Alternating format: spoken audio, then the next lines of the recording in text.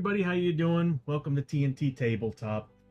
If you're not familiar with the stream, we typically play a game called Shadows of Brimstone, and still learning from it.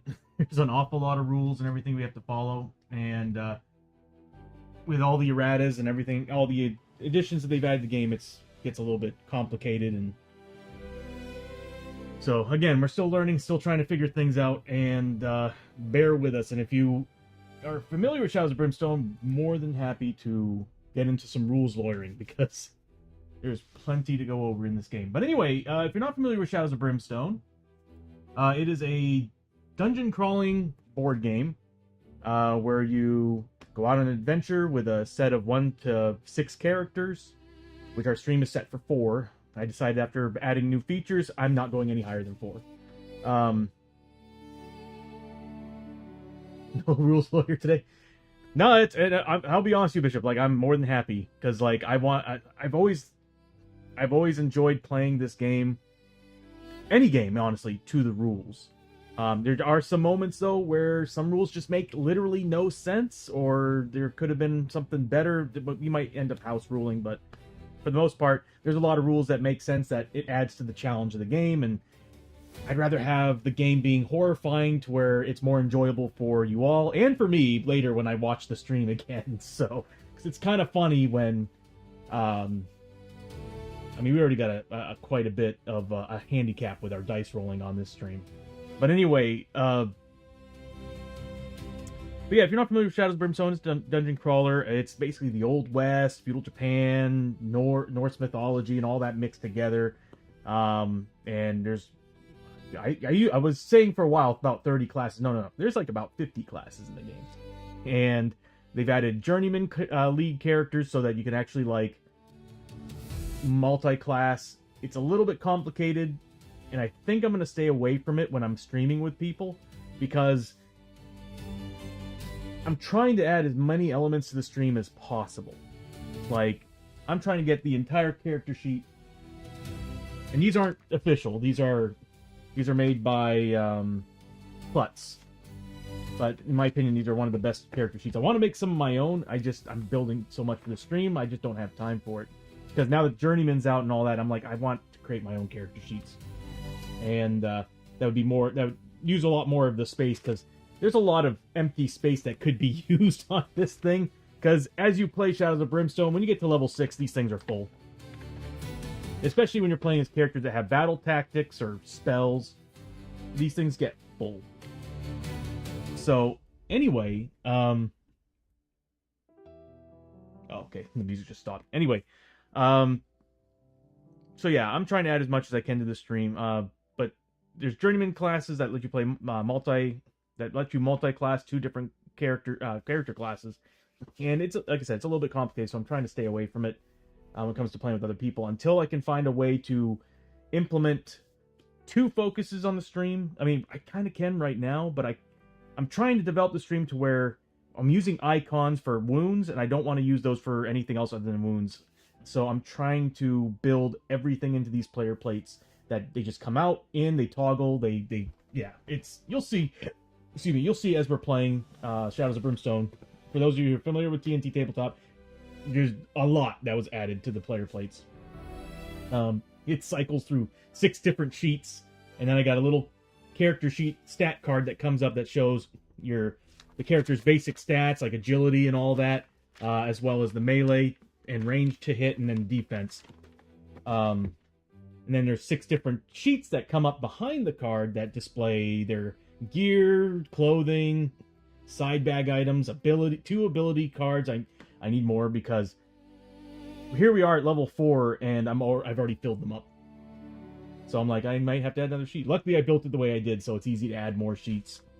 I just hate pressing cycle so many times to get through it. But either way, so yeah, you play Shadows of Brimstone. Sorry, I totally went off on a tangent on there. I am like, seriously, I've got a massive headache from programming this thing. And we're actually what we're gonna do today is we're gonna play the base mission, because I really just want to test out the stream.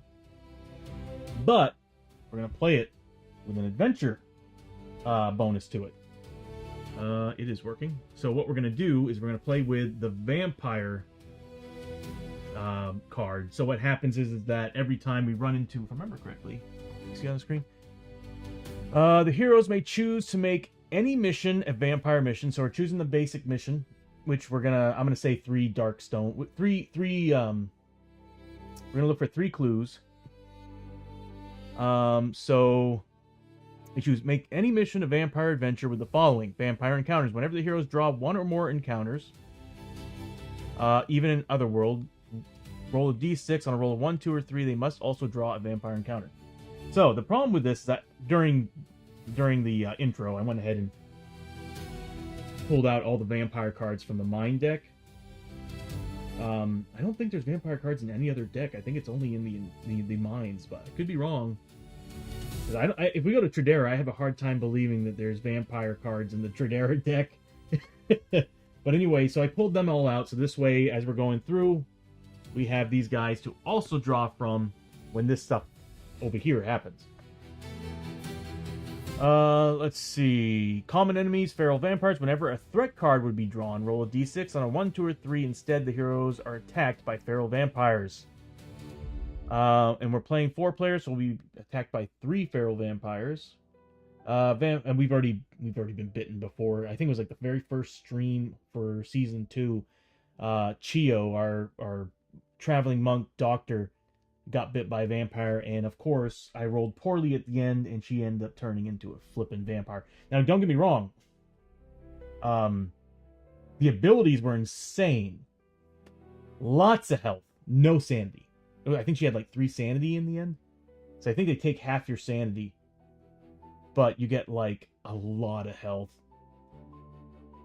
But anyway, so yeah, we have to roll for that. So we're going to be taking on 3 feral vampires. And then, of course, there's a trait. Well, whenever a feral vampire enemies are encountered, roll a d6 again. On a 1, 2, or 3, draw a vampire trait card. So I'll have to go grab that if we ever run into it. So this should be fun. And like I said, once everybody gets to level 4, I'll be choosing a challenge mission. It won't. We've already done the undead. I kind of want to save the Oathbreaker King for like Halloween stuff, because it was very fitting last year when we brought in the Oathbreaker King. It took us the entire weekend to take him down.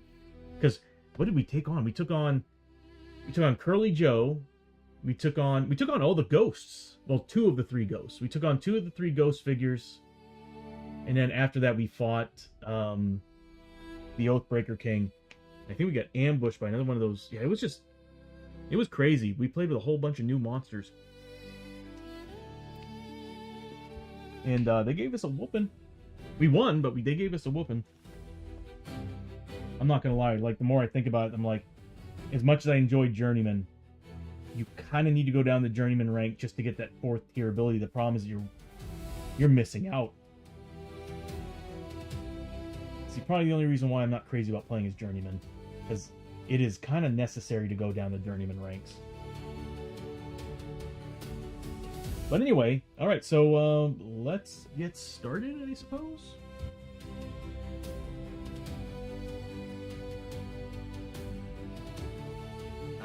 Okay. So, let me do something here. I keep forgetting that the stream automatically sets into this position, which is actually okay. Give me 1 second to get some stuff. We're going to be starting on the basic mine tile, this entrance.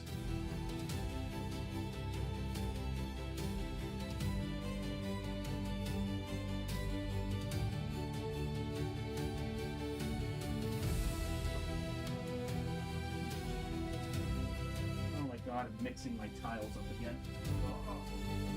Organize this.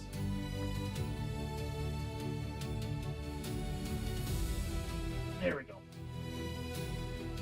That's not what I'm looking for.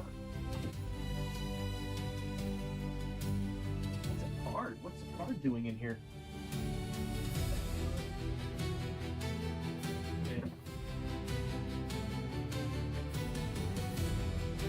Sorry, Mario, but your princess is in another castle, is what I'm hearing right now.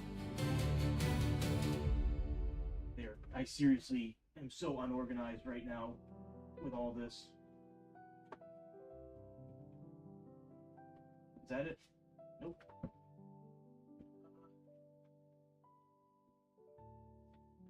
Well, that's interesting. Oh, I need to be more careful with my tiles. I guess we'll start with the regular one. I like using the one that comes with the derelict ship. I guess we'll start... Oh, I hate using this one. The one that comes in... Ooh, that's warped. The one that comes with the derelict ship is like here. Like 5 spaces. So like, you can instantly and easily get to the end of it. I always use that one because... I mean, you're spending 2 turns just to get here.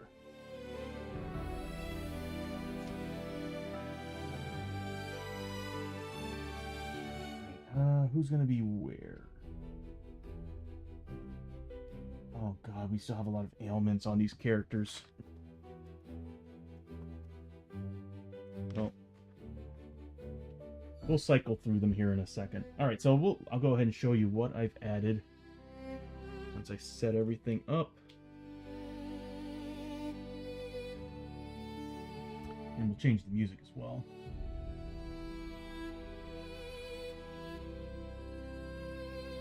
That is actually true, Bishop.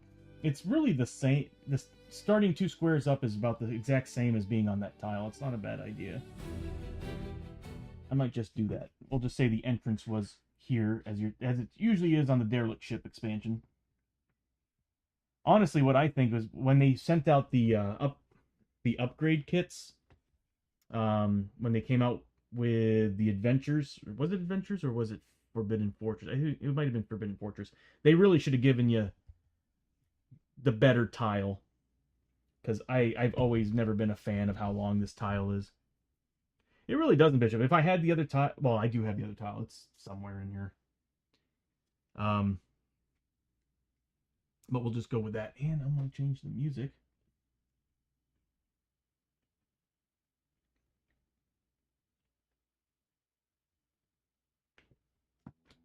There we go.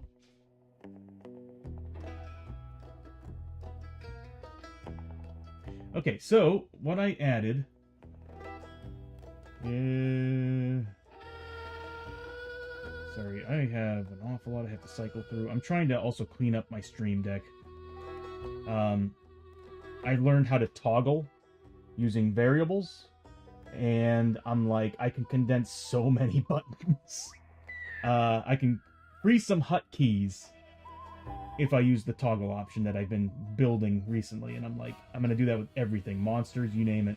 So this way, I have one button to have the things come on the screen, hide, and go away. And it's, instead of, I have like one for each right now, and I'm like, I can turn that all into one button by just being like, press, comes on the screen, press, goes to hide, press, goes off screen. So I'm thinking about doing that. That might be a little too loud.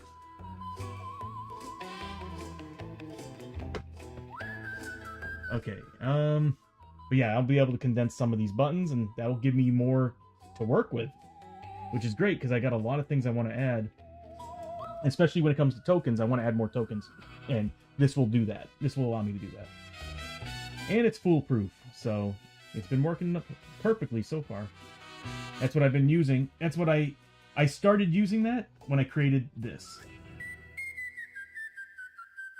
So it's just a variable that's saying it's in position 1 right now. It's in position 0. Then position 2. Back to position 1. And back to position 0. So instead of me being like pressing a button for every location, it just cycles through them now, which is flipping awesome. And it's, what I like about it is that it's fluid. So anybody can use it. It's just cycling between different positions. So that worked out really, really well. Why is weight 1 up there? I knew it. Anyway, yeah, I'm seeing weight 1 right here, and that's from one of the player cards. I need to fix that later. So now I have all these different things I can cycle through. So for example, I can pull up the player, and that will actually automatically happen too whenever I cycle through initiative. So you'll see it when I go from initiative. Well, it should be on Abby right now. I'll give you a demonstration. I got a lot of things. I got one where I can have them all come up. What I love about this, so I can have them all go away, and I can press this whenever we do a skill check that's for everyone. Boom. Shows all the skill tests and also shows all our side bag items. So this way I know, do we have any tonics we can use to save ourselves on these tests and stuff like that? So, or potions. So now I have the side bag items built in on this. And getting rid of them is just as easy as pressing a button. And then, as far as initiative goes, there we go. That's what it should look like. At initiative 6, Abby comes up when we start going down the line.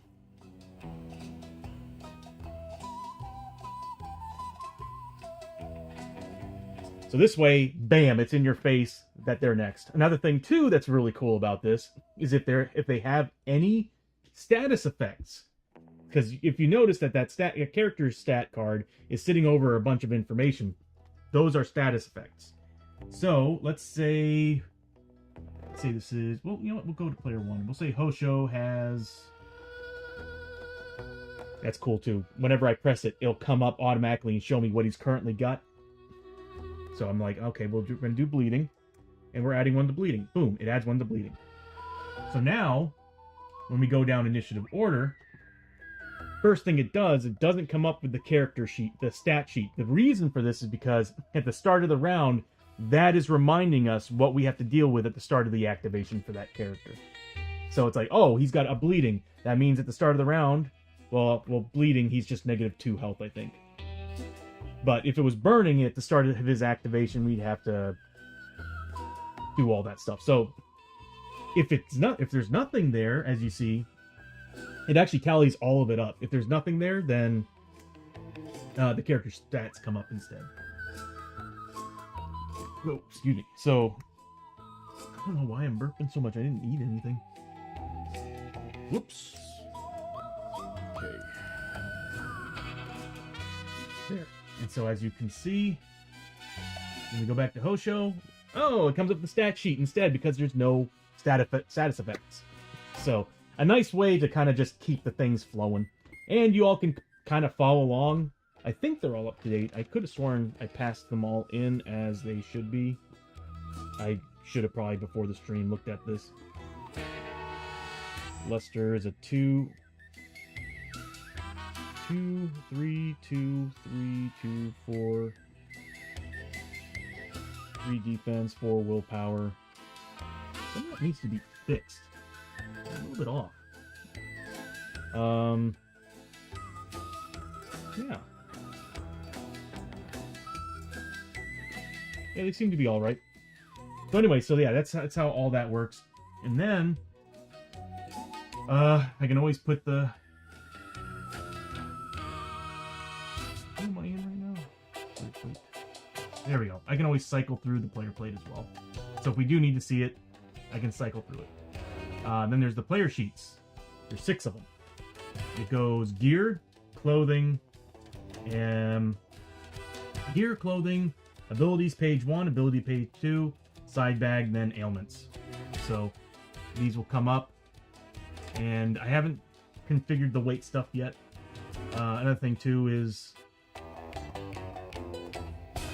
gotta figure out how I can build it using the weight system. But for now, until then, it's just this way. But I should actually configure it to be like just take your strength and add the 5 done. But anyway, we got gear, we got clothing, abilities page 1, abilities page 2. As you can see, it's already filled up at level 4. And then of course side bag, then it goes to ailments.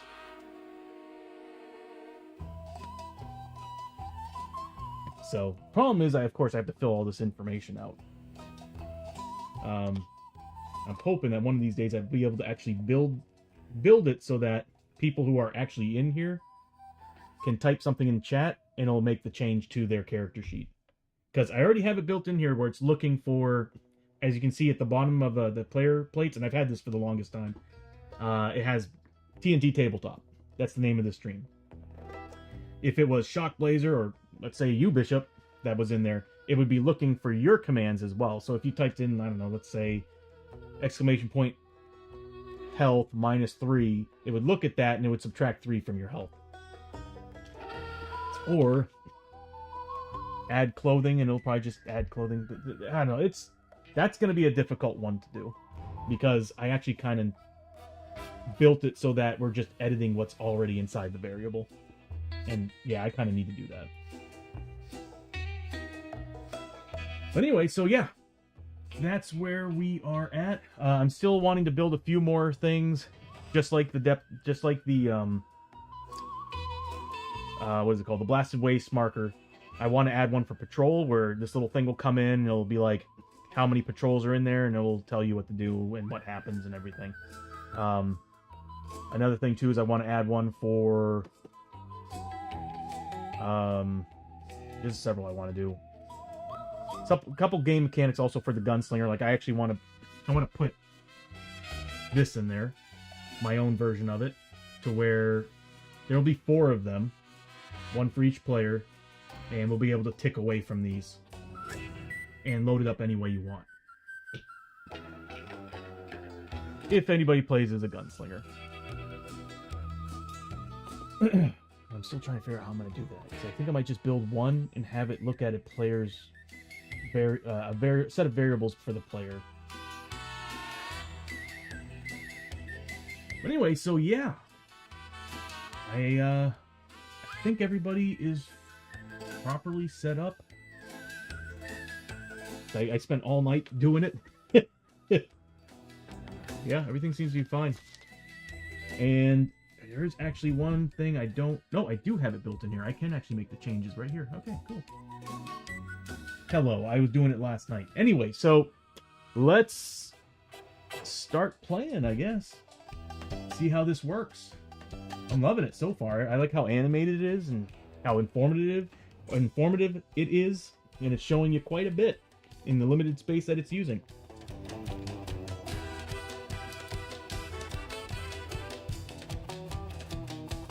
Okay.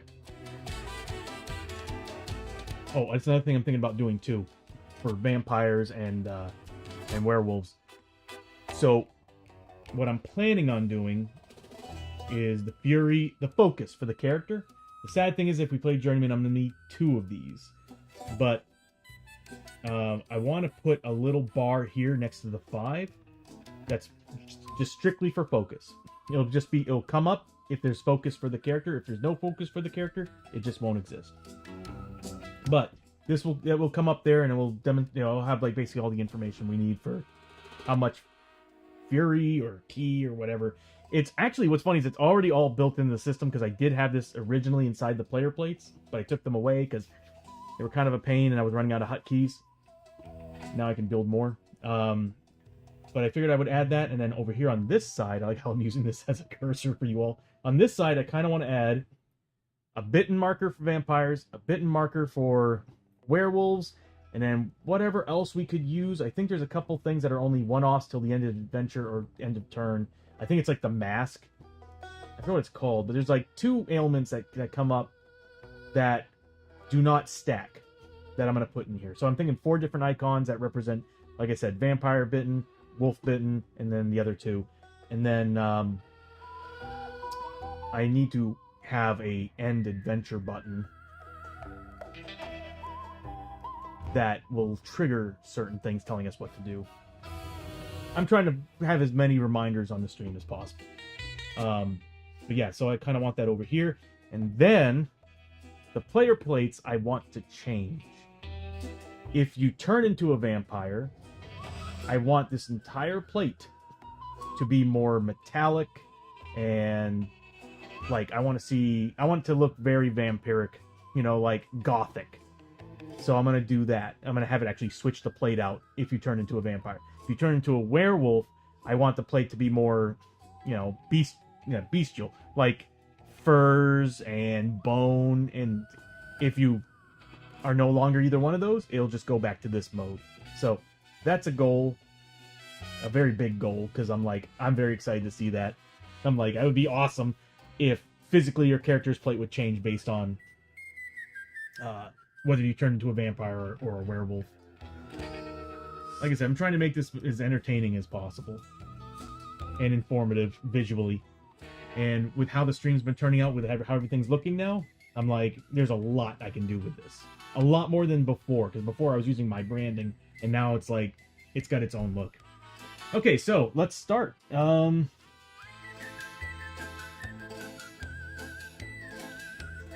right, beginning of the round. We start with Abby. And let's see. Those Furies should be at 0, by the way. Fury and Key should be reset. If I press the reset button, it won't do what I want it to do. Okay, so we need to remove 2 points. I'm glad this works now. 2 points from Chio. And we need to remove 2 points from Hosho. 5 points from Hosho. There we go. They're reset. Okay. So, beginning of the round, clicking on the actual characters on the screen with my mouse, thinking that's actually going to do anything. We're going to start with Abby. Abby is going to... Let me look at her ailments for a second.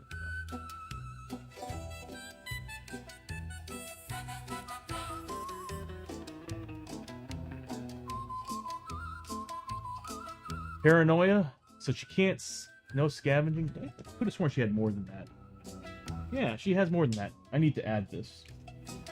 Player sheets.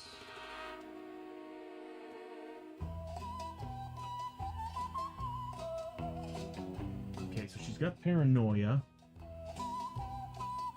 But she's also got Void Boils, which are really bad.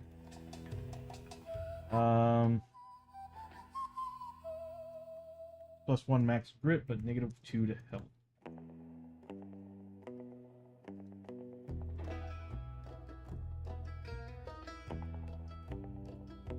There we go.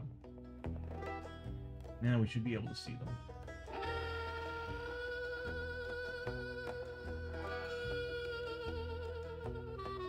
Alright, so she's got Paranoia, so she can't scavenge on a D6 roll. She can't scavenge or explore on a D6 roll.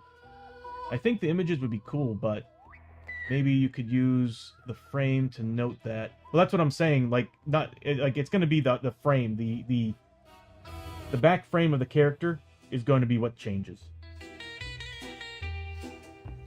So I figured what it's going to do is that pink frame, like on Abby, all of that is going to be, it's like all the wood's going to turn to metal. All the like metal and like drapes, stuff like that. But I'm going to try to make it gothic looking for the vampire change, and for the wolf it'll change to something else. It'll still keep that purple color, but you'll see like it will look more vampiric, or gothic. And then of course the same thing with the wolf. But anyway, so I don't think. Oh, I did remove the health. She's at 17. She's normally at 17. She's now at 15. So we do have that set up. Well, that's what I was saying. For the werewolf, it was going to be furs and bone, stuff like that. Bone, fur, and stuff, a lot more organic stuff. Okay, so all right. So she doesn't have anything that's going to stop her other than searching through that doorway.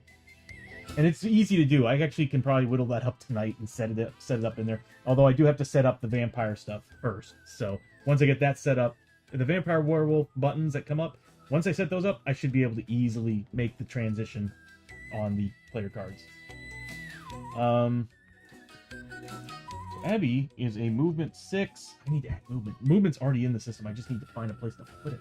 I got so much information on these things now. She's going to move up 1, 2, 3, 4, 5. I gotta roll a d6 to see if she can do anything. So, what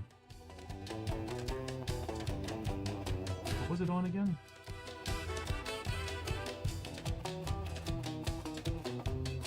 On a 1, 2, or 3, she can't do it. Okay. So she gets it. Oh, she needed a grit roll too. Nothing. So she's searching that doorway. Let me get the cards. I'd like to build them in the stream too. That'd be nice.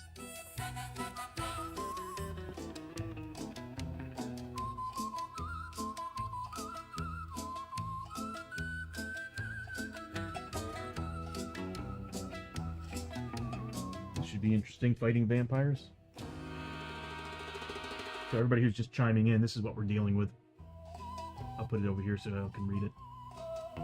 Anytime we find an encounter, one or more encounters in a room, we actually have to pull another vampire encounter, which is a whole other deck.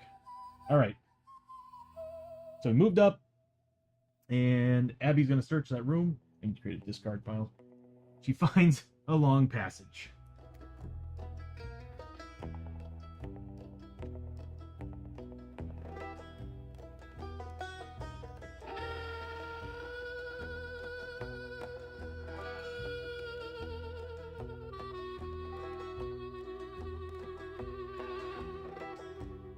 Zoom out a little bit.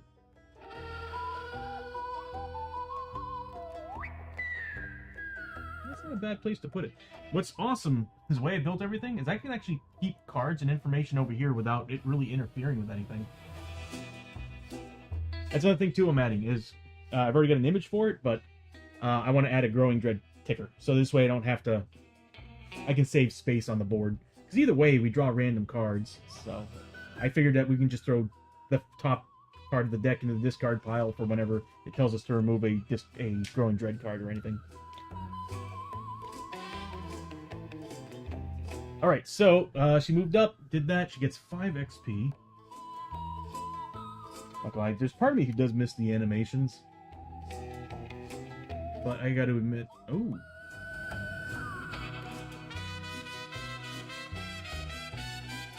Dutch Yoda with the raid! 8 raiders, welcome raiders to TNT Tabletop!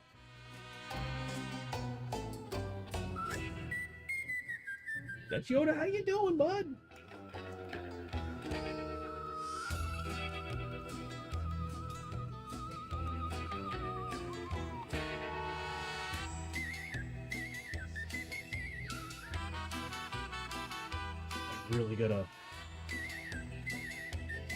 I really need to drop the length of this thing. Anyway, welcome raiders to TNT Tabletop. Sorry, mine doesn't duck, so it's kind of hard for me. It's distracting while I'm talking. But Dutch Yoda, welcome. Thank you so much for the raid, and welcome raiders to TNT Tabletop. Panda, how you doing? If you're not familiar with TNT Tabletop, we play a board game, primarily a board game called Shadows of Brimstone, where it's the Old West, feudal Japan, Norse mythology, conquistadors taking on the forces of Lovecraftian horror, as well as Norse mythology and feudal Japan mythology, all that stuff. So it's a dungeon crawler where we're going through adventures, and when you're done with your adventure, you go back to town, sell all your gear, upgrade, level up, all that stuff. And there's like 50 different types of classes and everything. It's a really, really awesome. If you love Diablo, you'll love this board game. It is, yes, one big mashup, and it's non-stop. They're constantly adding to it. Constantly. Let me give you a shout out while we're here. Please work. Please, please, please work. Okay. Sometimes Lumia Stream works, sometimes it doesn't. But yeah, so welcome, and Dutch Yoda, thank you so much for the raid. Zestef, how you doing? Good to see you. Wow, it's been a while. As you've noticed, the stream changed quite a bit. And I'm sorry for this little wait icon here. Apparently I failed at putting a couple things together. But yeah, we've added a lot of stuff to the stream over the past couple weeks. Or changed a lot of things. There's a lot more information now. But I'm noticing... Give me a second here. I'm thinking... Zestef with a subscribe! Thank you so much, Zestef!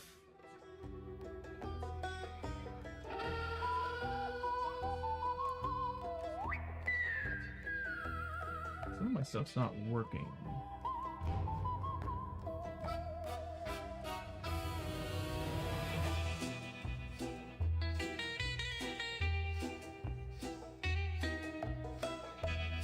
And with the Prime subscription, thank you so much, Zestef. For 4 months, wow. So Oh, you've been doing fine? Good, good. I've been doing all right. Been having a lot of fun adding to the stream.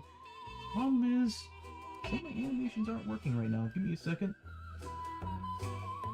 So it is adding, but the animation's not playing. Let me test something.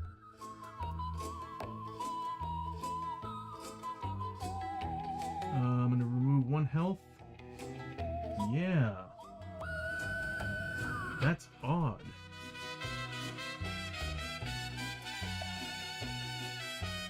Okay. Well, I found a bug. After adding everything to the stream, I found a bug.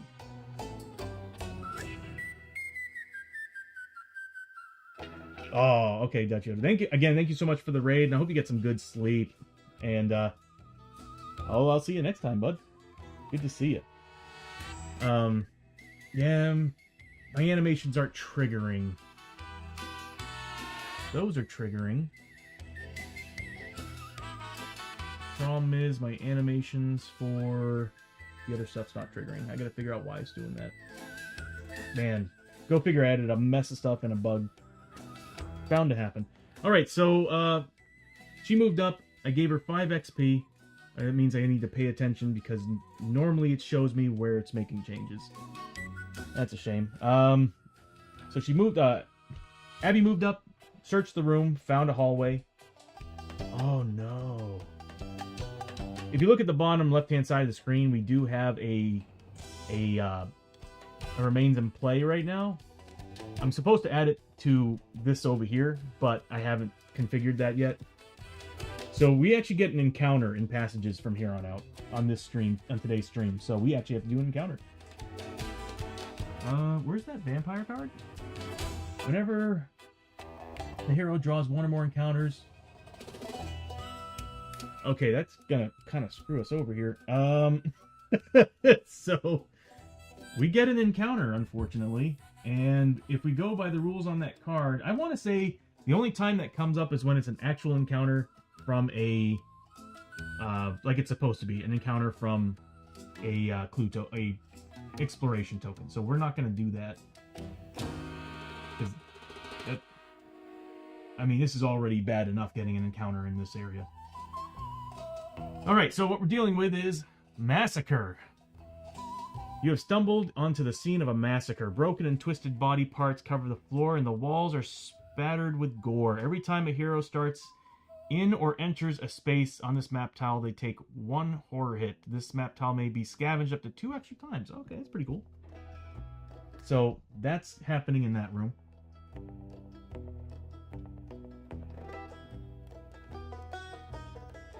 Hooray for the redeems! So that's happening. Oh, that's happening in here. So anytime that was supposed to happen at the end of the turn. Okay. Ignore that for now. That's supposed to actually happen at the end of the turn, just like doing exploration. Okay, so Abby's done. We are now going to move on to Hosho. God, I love how this is all working out now. Okay, so Hosho and Lester. We'll start with Hosho first. He's going to roll for grit. He's a 6+. He gets a 5. He's going to move up. Really need to add movement to this. 1, 2, 3, 4, 5. This isn't triggering yet because it doesn't happen until the end. Really, it doesn't happen until the end of the turn. And he's going to maybe scavenge. He's actually got an ailment for this, I think. Let's take a look. Player 1.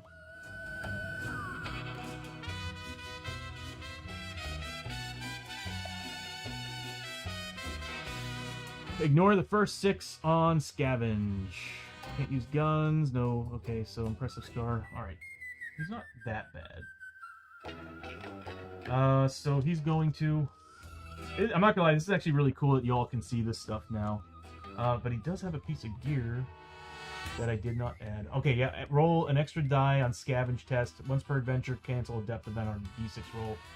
Okay, so yeah, the Shahari Finder is what we're going to use for that extra die on the scavenge test. Problem is, the very first 6 that he rolls is ignored. Thanks to the chills. God, he's had that forever. So, look, first 6, it's ignored. So he doesn't find anything in that room. Next up is Lester. He's, I think, also a movement 5. No, he's a 3 because he's got fused with Darkstone. 1, 2. Really? It's -2 to movement. He's +1 because of the boots, making him a 5. So -2. Yep, he's a 3. We're gonna have to spend grit to get him moving, or actually we can have Chio get rid of some ailments. The sad thing is that it gives him 4+ armor. I almost don't want to get rid of it. I just want to stock him up on some movement. All right, so he's gonna scavenge as well. Let's take a look at his sheets for a second. He's got a lot of gear. He's got a Tansu box, Flag of the Lion, Marshal's badge, all that stuff.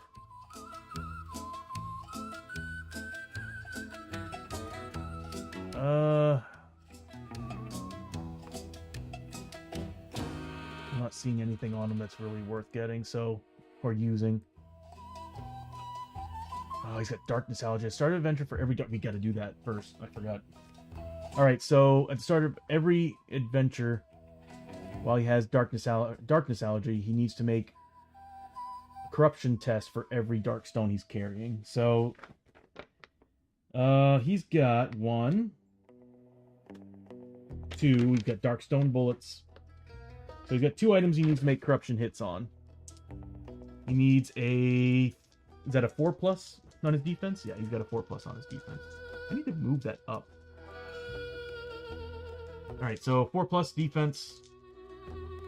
He saves both of them, so he didn't get any corruption. That would have been a mutation right there. I don't even need to look at the sheets. Okay, so he moves up. I guess he's gonna scavenge.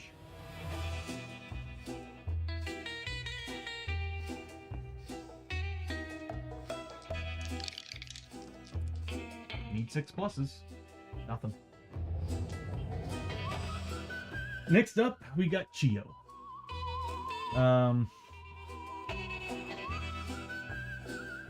Just to kind of refresh what Chio has. This is the wrong character. I need a button to get rid of the entire thing. Alright, so Chio has an awful lot of stuff, but I don't think it's going to help her at all here. As you can see, I might need a second sheet for clothing.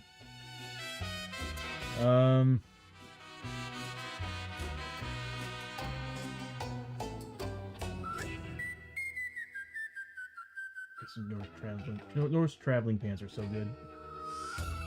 You can get rid of that filter mask one of these days.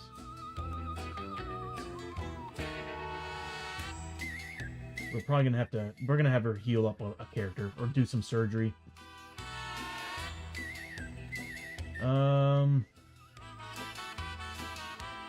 Okay, all she's got is a tentacle mustache, so I'll just have her roll for grit first.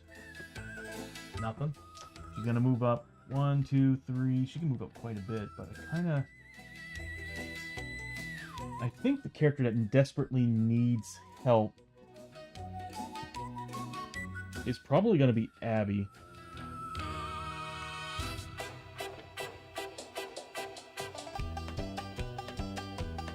Button to cycle through everybody's stuff. So if we look at Abby,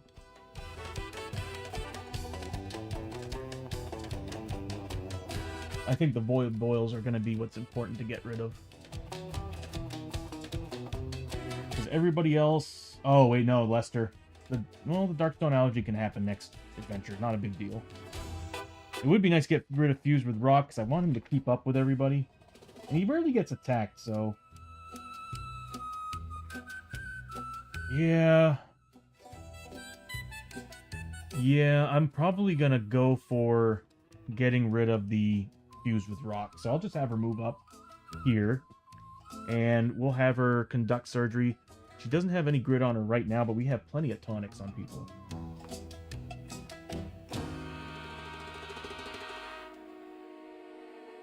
I might actually have it cycled differently. So she's got, that's Abby, has 2 bandages.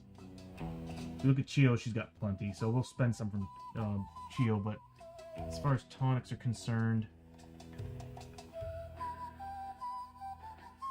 she doesn't have any. We got a whole bunch of them earlier. What happened? Of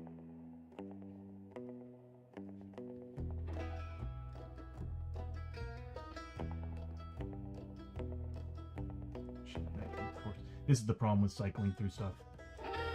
I might actually have to divide them. So we do have 2 tonics on Hosho. He's too far away. Oh, actually, he's on another map tile. Yeah, if I could have done this if he wasn't on another map tile.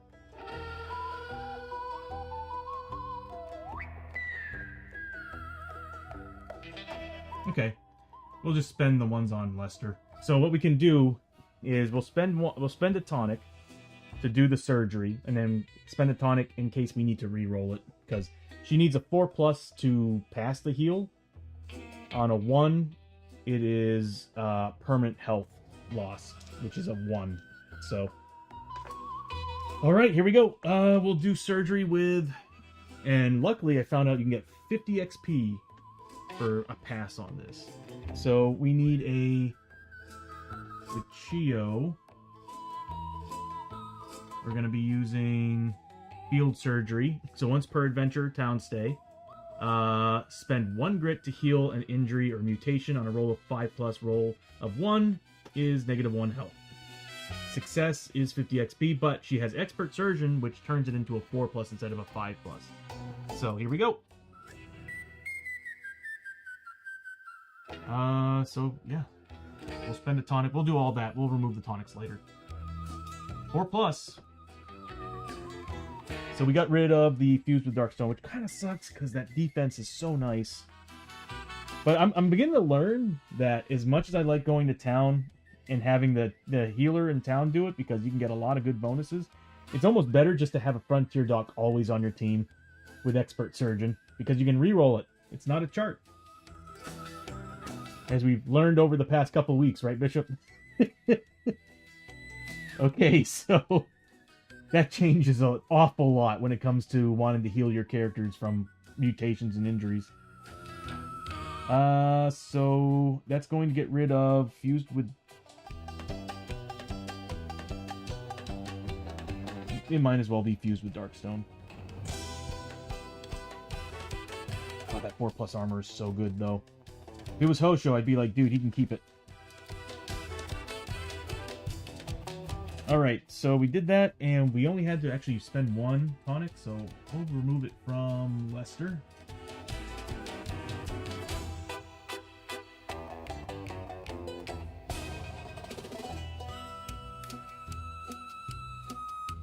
Abilities.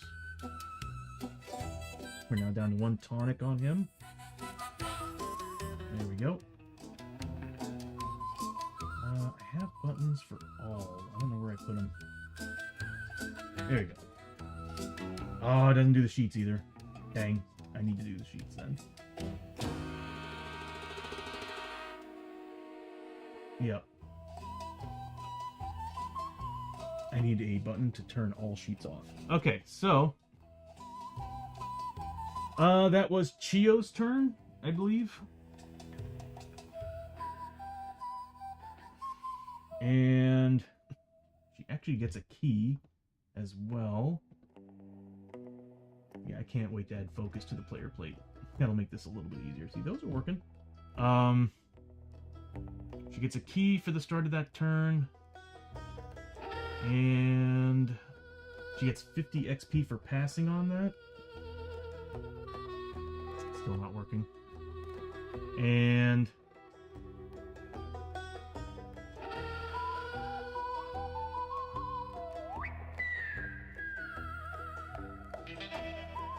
okay, and so, see, she gets 50 XP, and that's... Is that an action? I think it is. No, it doesn't say anything. It just says you spend a grit to do it. You know what? There's an easy way to figure this out.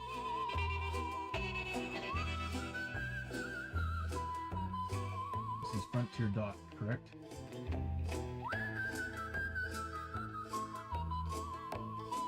Expert Surgeon.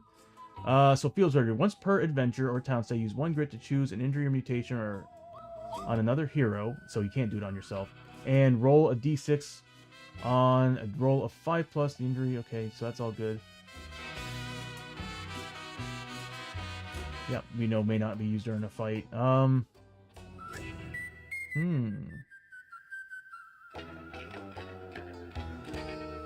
Okay, so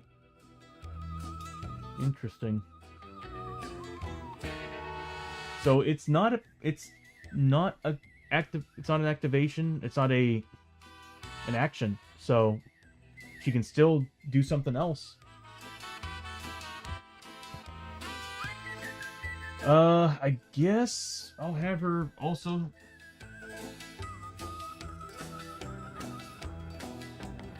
Yeah, one-time ability for the adventure or town stay. So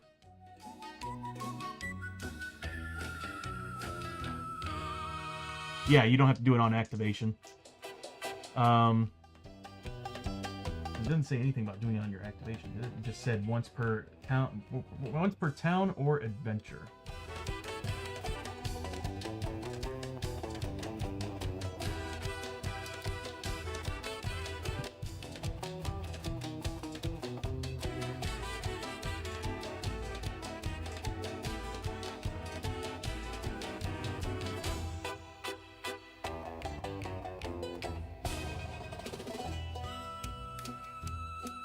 Oh, it's 5 o'clock. Of course, it turned everything off. I need to fix that.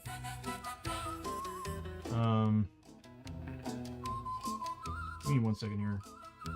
Whenever it turns this time, it always, not my system, but my house lights are always screwing up. Okay, so yeah, so we did it for this adventure. That means it doesn't say anything about being an action. So I'm guessing she can still scavenge if she wants to. I'm not going to. I'll leave that up to the characters who have a better chance at scavenge, but they also have ailments for madness that are going to stop them from doing it. We need a church.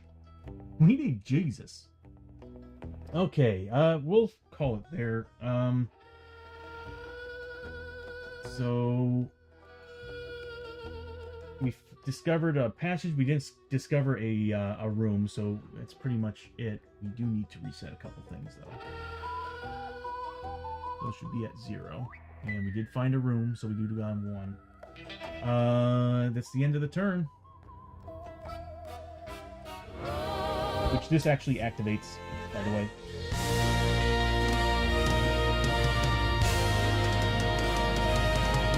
That sucks. Oh god, Tom had a really bad day on Friday, so I'm hoping that things work better for us today. That'd be nice. We got a 6. Did not pass. So darkness does come up 1 step. Lame. Next. Oh, it's at max 7. I should be at 6. There we go. Abby's up. Abby is going to roll for her grit. Nothing.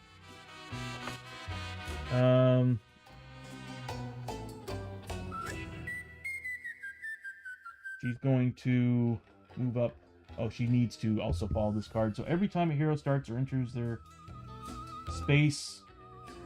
Wait, starts or enters a space of this map tile, they take a horror hit.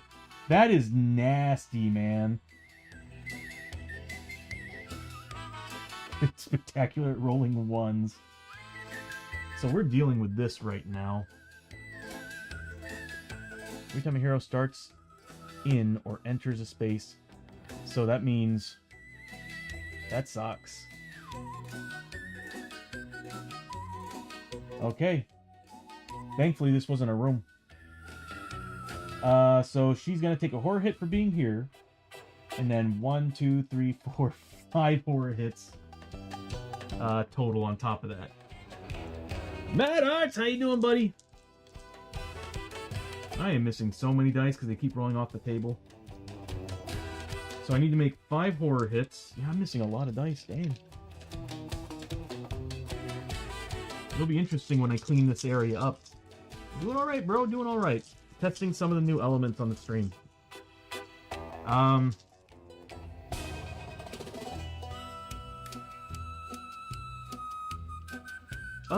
So far so good. We got a lot of injuries and mutations and all that good stuff. So kind of a little bit tough to keep up with. This is why I like playing as 2 characters, especially when it comes to Journeyman. It's like playing 8 characters, I swear. Alright, so she's making horror tests. She's got a, what, 4+ willpower? She took 2 sanity damage from that. I don't need to look at the character sheets anymore. That's nice. So she's taking 2 points of sanity damage. The only problem is that my animations aren't playing. I gotta find out why. That bothers me a lot. Alright, so why would it do that? I gotta debug this. So she took 2 points of sanity damage, and she's going to try and see if she can see that room. She needs a 4+ because of her is it madness? Yeah, she's got a madness paranoia. She doesn't do it, so she just sits there. Next up, we've got Hoshorio and Lester. Let's start with Hosho. Gonna roll for grit. He gets it. Is he at max? No, he's back at 0. Alright, so Hoshorio gets 1 grit back.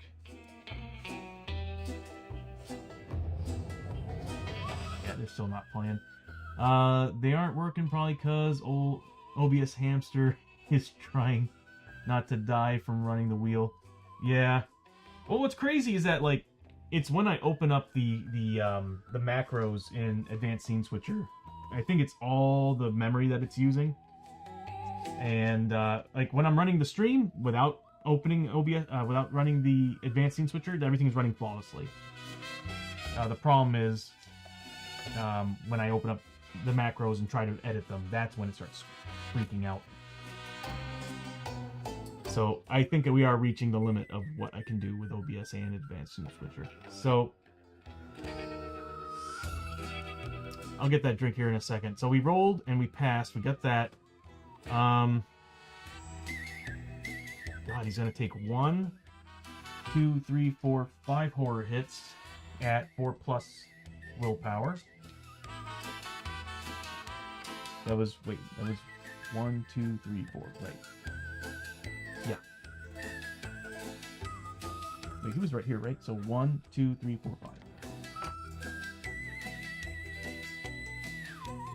And Abby should have taken an additional 1. I only rolled 5, right? So she should have taken 1, 2, 3, 4, 5, 6. This is for Abby. She passed. All right, so 5 for Hosho.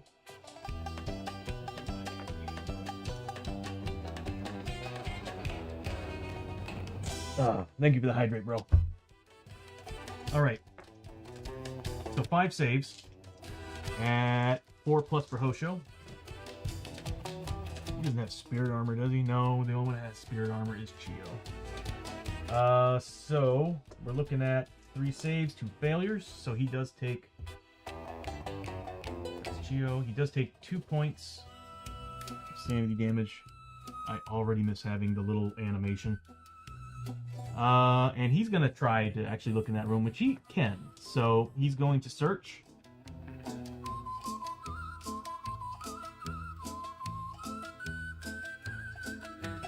It's another freaking hallway. Are you kidding me? Alright, so we've done this before. Another long hallway passage.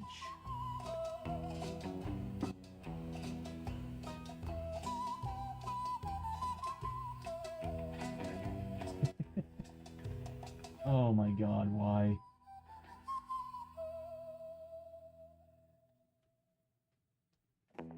So this is affecting this room? Is that tonight? We're still playing tonight?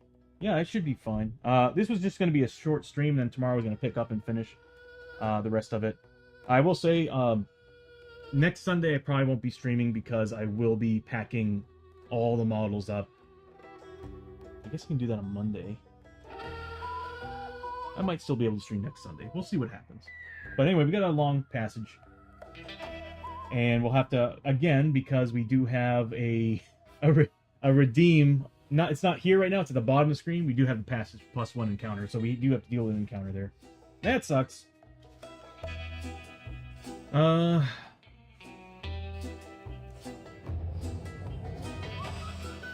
kind of weird that my chat sometimes doesn't work.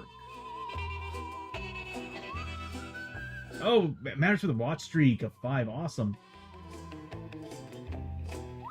Could be a deep passage. Next is Lester.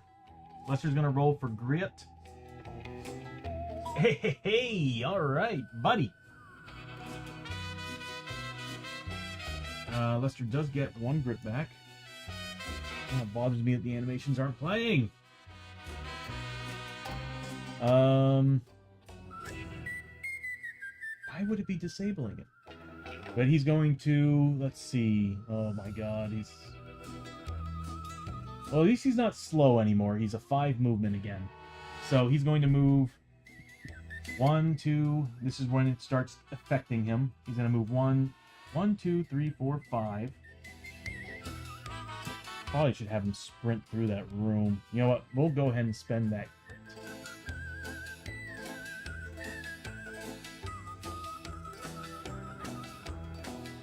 And that's going to give him 10.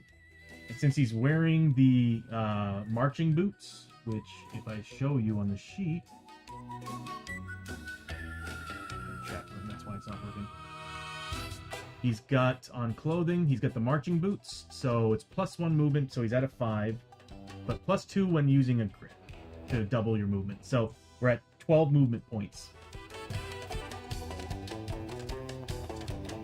So we're looking at 1, 2, 3, 4, 5, 6, 7, 8, 9, 10, 11, 12. That's going to be 1, 2, 3, 4, 5, 6 points of horror that he needs to take as he marched across that. It's better than him taking horror hits, an additional horror hit next turn. So he needs 4 pluses. Not a good roll at all. He takes 4 points of sanity damage marching through that room.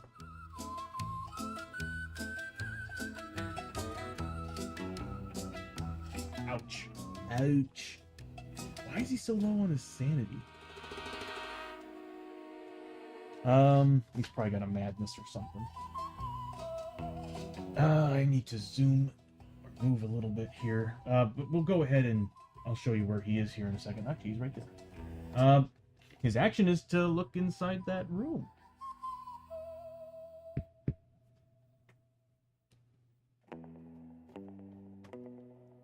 Oh god, not this flippin' card. Dude, we're getting all the worst possible cards. Because that whole section counts as 1 room.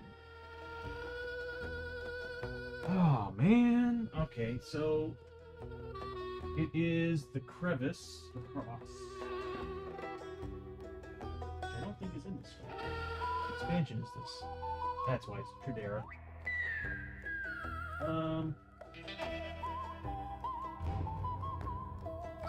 There it is. And we need 2 corner passages and a rail curve. I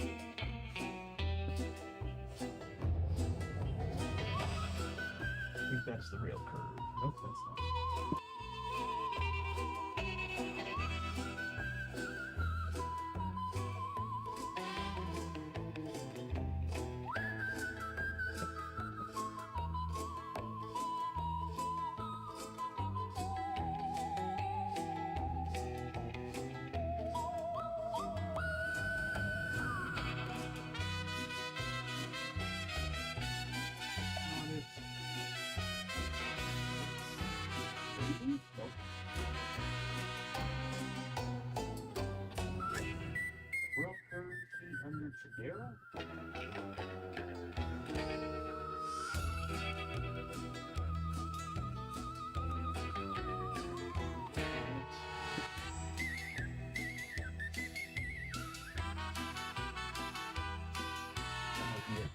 Yep.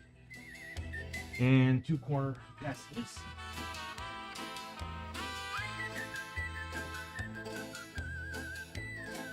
I think they would stick just what is in the Tradera set on this one. I'm gonna have to steal a passage. This guy. There we go. Oh, okay. So we have, from the look of it, it's going in from this direction. I think having him jump up here like that quickly was a bad idea. A really bad idea. Poor choices were made. Yeah.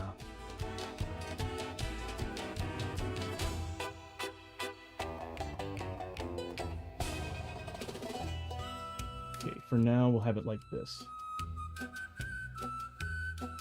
There's 2 doorways. Hopefully that clue token, whatever that token is, opens up both doorways, or 4 through 6 is rolled, because I don't want to march all the way around that whole damn place. Alright, so that's Lester's turn. Next up is Chio. She's going to roll for grit. He does get 10 XP. 5 XP. And so did Hosho. Got to add that. Oh, not seeing the flame animation is freaking me out. Alright, so next is going to be Chio. She's going to roll for grit. Does not get it. She rolled a 5. She's going to...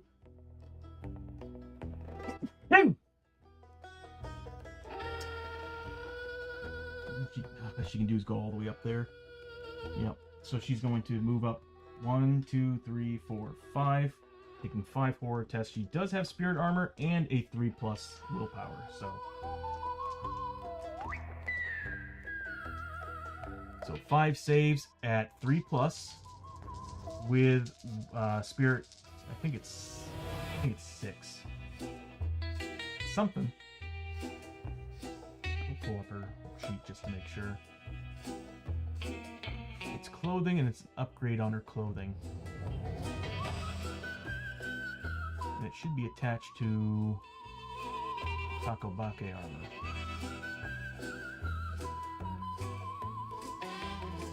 Okay, apparently I didn't fill that in. Probably not enough room for it.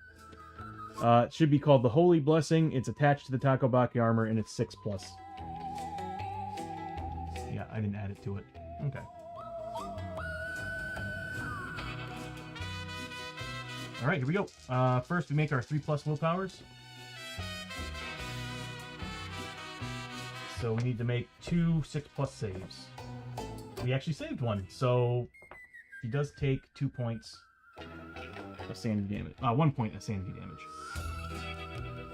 And did she need to heal anybody there? I don't think so. I think they're all good. Yeah. All right. She does also have the canteen. I should have probably popped the canteen. She'll use the canteen. It is called the, and it's not on there because again there wasn't enough room to put it on there. It's the, actually, would she have room? Let me take a look.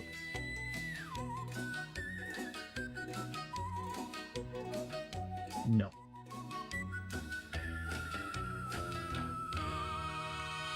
Luckily, she's very rugged, so she can carry a lot of stuff. She's got the highest strength on the team. But she's gonna use the canteen, and the canteen is the... They're all out of order. The Lost Explorer's Canteen. Start of adventure. Put 2 grit on this item once per turn. Discard a grit to gain a grit. Discard all grit here at the end of the adventure. So I'm gonna go ahead and let her do it so she has a grit point right now. I should have done that instead of the tonic.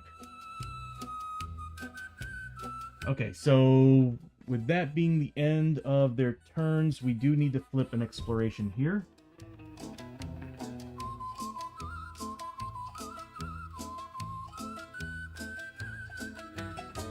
Sinister Totem. A large stone totem stands tall here, cracks and ridges in its surface indicating its long years of age. As you gaze up at its sinister eyes and gnarled expression, you feel the hate of 1,000 years staring back. Perhaps you should make it an offering. Each hero must choose. Oh, I love these. Each hero must choose. Make an offering.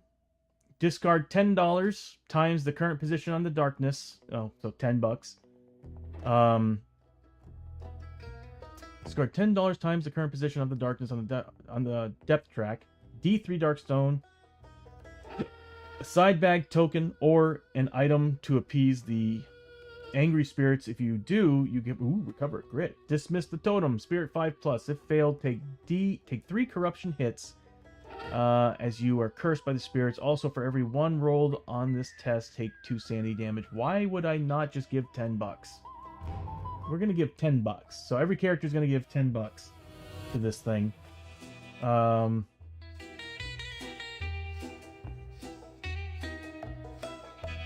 Yeah, we'll spend the $10.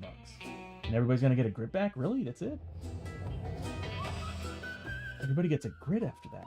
Dude, badass. Okay, so everybody's spending $10. I'm reading that correct, right? I'm not stupid or anything. So everybody's gonna spend $10.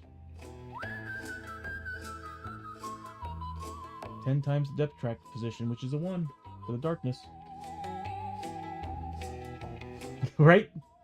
Right? See, like $10. $10 for a grit. That's very much worth it. So we'll do that. In fact, it's not. Sorry. I'm like looking at the stream and I'm like freaking out that things aren't triggering. So that happened here. Well, you know what? That doesn't remain in place, so I'll just put it in discard. And we'll switch our camera back to normal, although we probably will be pulling out a couple more cards here soon. Oh, that's the wrong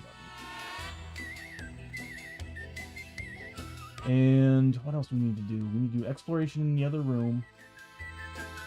And I might as well move the camera to show you all how awful this is about to get. Oh, yeah, my grit. Thank you. Thank you, Steve. I need to do that.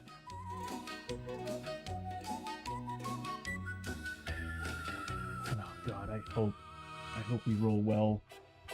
Last time we ran into this room, I rolled well and got that small room over there at the bottom. Here, on the other hand, I'm a little bit nervous. And everybody gets a grit. Not 10, 1. There we go. That still works. Anything else I need to do? We did that. We paid our money, our tribute for the totem. Chio moved up. That's really all she did. That's right, we're in exploration phase. Okay, let me get out of initiative here so this way I don't have to see it. I might actually build it in the stream where if it notices that it's below everybody's initiative, everybody including the monsters, that it'll trigger a little animation saying do exploration and everything. This way it'll remind me. Alright, so, exploration in that gigantic flipping room. Our journey continues.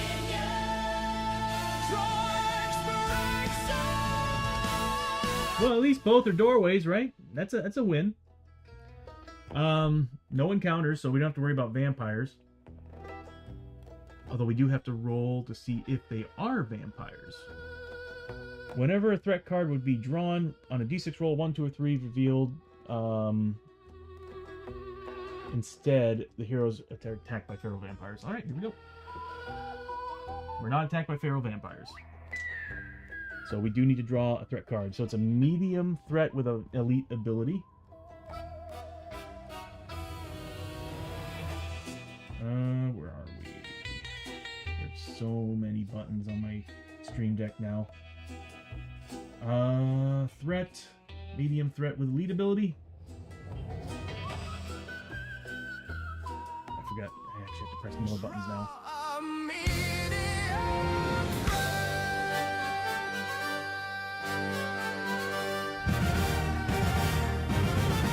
Go figure, it's a promo card. I've been drawing a lot of promo cards recently, and they have been challenging. So Shogun's Army, 6 Takobake Spearmen. Wonderful. And 6... Oh, let's see. 4 Takobake Riflemen. That's a lot of tacos. Yes, it is. God, it's making me hungry. So 6 and 4, and then rank and file for the setup. Place in every space. Not checkerboard pattern. Riflemen setup. Well, they're in ambush. Yeah, they're in ambush. So, let's pull out their cards.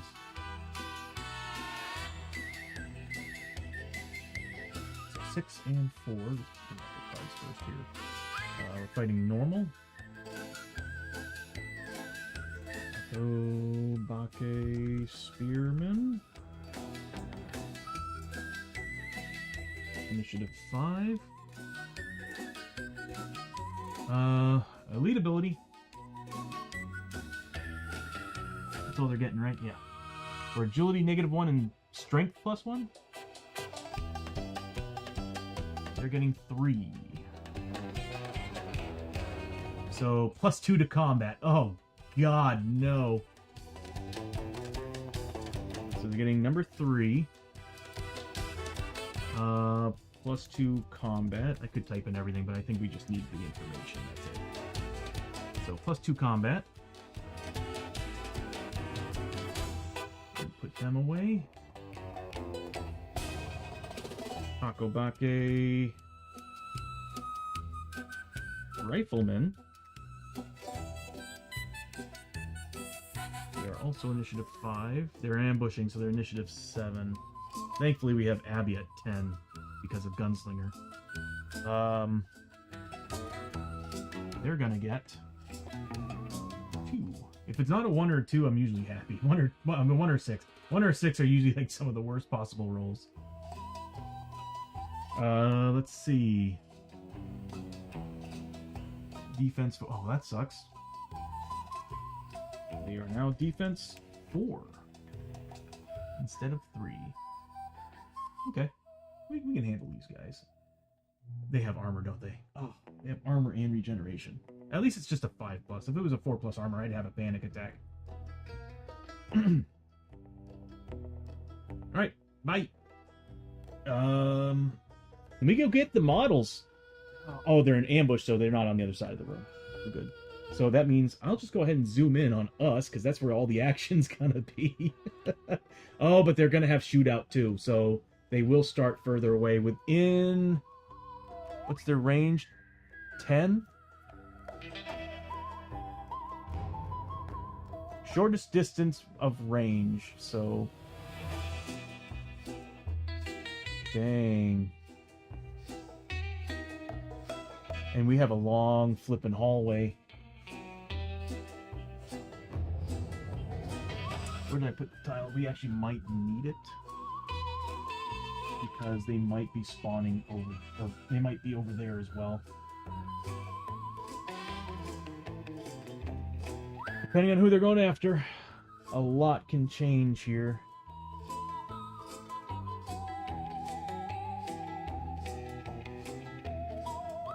Okay, I'll be right back. I'm gonna go get the models. That's 6, a full group of 6, and then of course 4.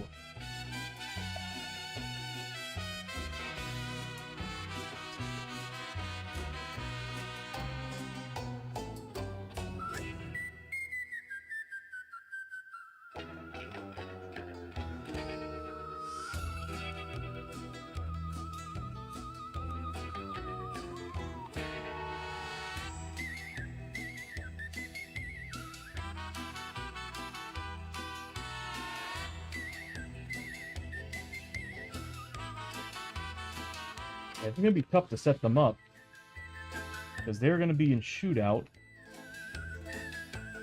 or at least the riflemen are.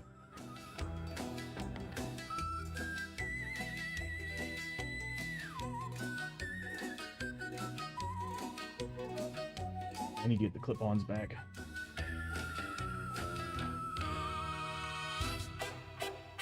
I like my old clip-on bases.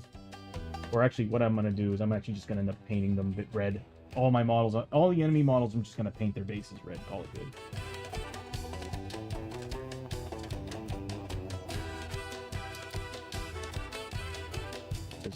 This takes a while to set up when you got a lot of models.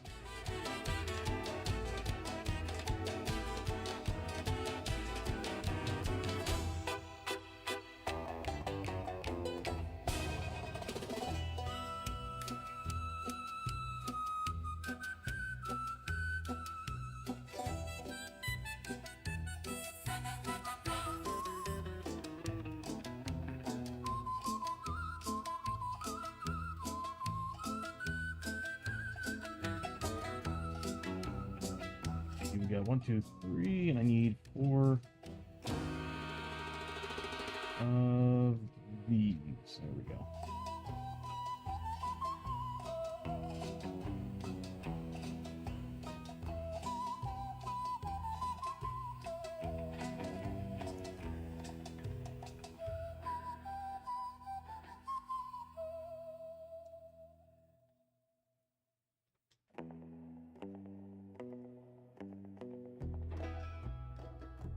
Okay. That's a lot of dudes. Do they all have armor? They all have armor. Every single one of them. Oh my god. Crazy. The Takabaki armor set that that Chio's wearing is a 4+, but they're only a 5+. Interesting. Time Roller, how you doing, bud? Good to see ya. I'm about to get ambushed by a bunch of mutant spearmen. Good times.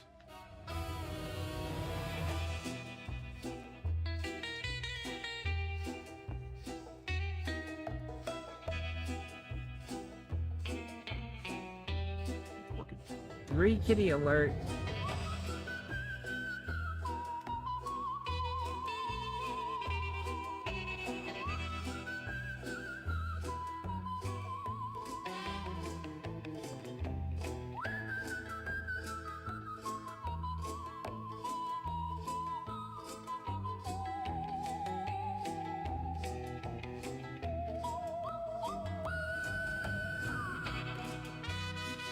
I really wish the audio was still coming through my system. I can't hear any of that. Okay, so we need to start rolling to see where these guys are going. But first, let's see. We got everything set up. I need to turn on their elite ability. There we go.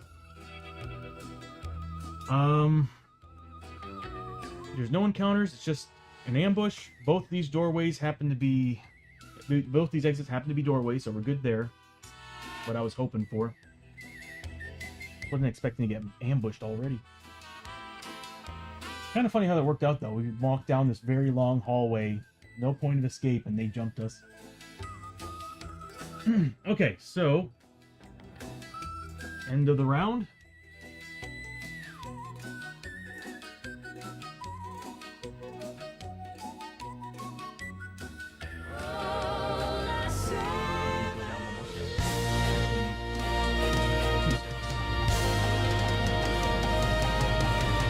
Hopefully, all those rooms don't count towards the death track. There we go. We got a 7. Alright. After some battle music. We might do this, and I might call it a stream after this, because I am really, really hungry, and we'll just pick up tomorrow and finish this adventure. What do I want?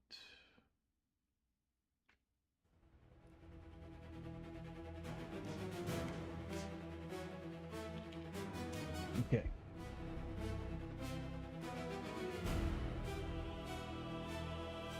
Weird how much lower that is than the other song.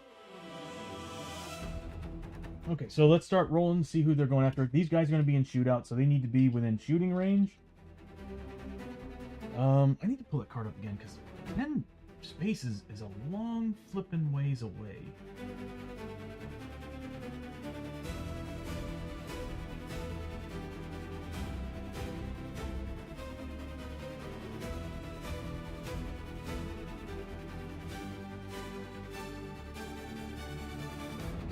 so enemies with shootout prefer ranged attack over melee. They move and target using shootout markers. If I remember correctly, they're going after everybody, like, one at a time. Like, everybody doesn't have a shootout marker. It just keeps stacking around the table till it goes around. So, I think they're just going after every individual character. It's not random. Oh, wait, actually, nope. When ambushing, select a random hero and place all the shootout enemies on that hero's map tile. Okay, so we need to do that first. So, again, we're going from left to right. Chio's going to be a 1 or 2, 3 or 4 on Hosho, 5 or 6 on Abby, 7 or 8 on Lester. So they're going after Lester. So they are going to be... Wow. I think the game just spawned them on the other side of that chasm. We legitimately have to go all the way around to get to them. That's flippin' ridiculous. If adjacent to a hero at the start of its activation roll, we already know all that stuff. Target a random hero without a shooter marker yet. They're all going to be going after, well, 10 spaces. They might be able to go after everybody. Move through other enemy models. Once all the enemy group has moved and placed shootout markers, roll ranged attacks against the heroes for each shootout marker on them, then remove all shootout markers.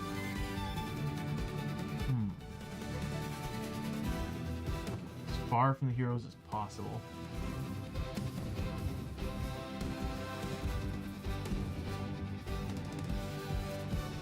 Wow. They are positioned... This couldn't have worked out better for the enemy, because they actually are going to be on the other side of that chasm.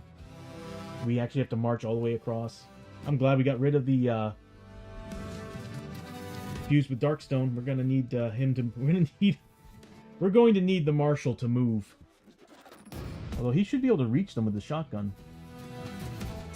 Well, either way, these guys are all over here as far as possible away from the other characters, but they still need to be within range to be able to shoot other heroes.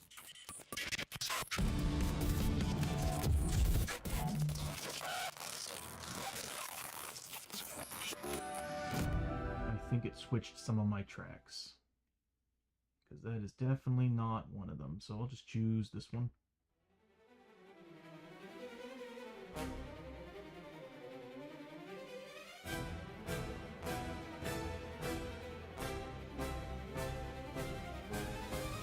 Oh, we're actually in the frontier. Why not? Let's use that.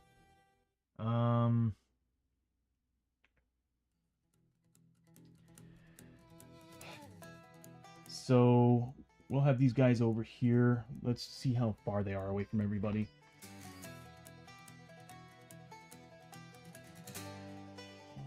One, 2, 3, 4, 5, 6, 7, 8, 9, 10. So we'll have 2 here. I don't think any of them are going to be able to reach Chio, just these 2. So this is what we're looking at as far away as possible. Actually, 1, 2, 3, 4, 5, 6, 7, 8, 9, 10.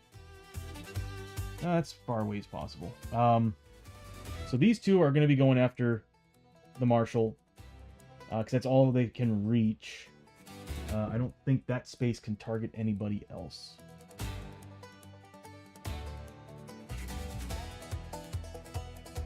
Actually, it can.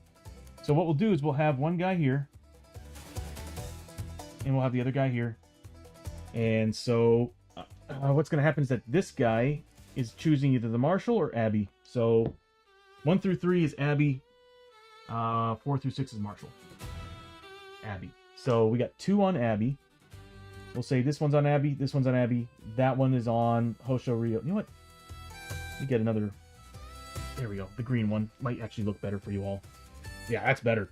Alright, so this one's going to be going after... These 2 are going after Abby. This one's going after the Marshal. Or actually, Hosho. That one's going after the Marshal. Because they're supposed to be putting shootout markers on individual characters that don't have them, that they can reach. And since they can actually reach Abby and Hosho, we have to kind of form around. Which actually, they're all chasing after... No.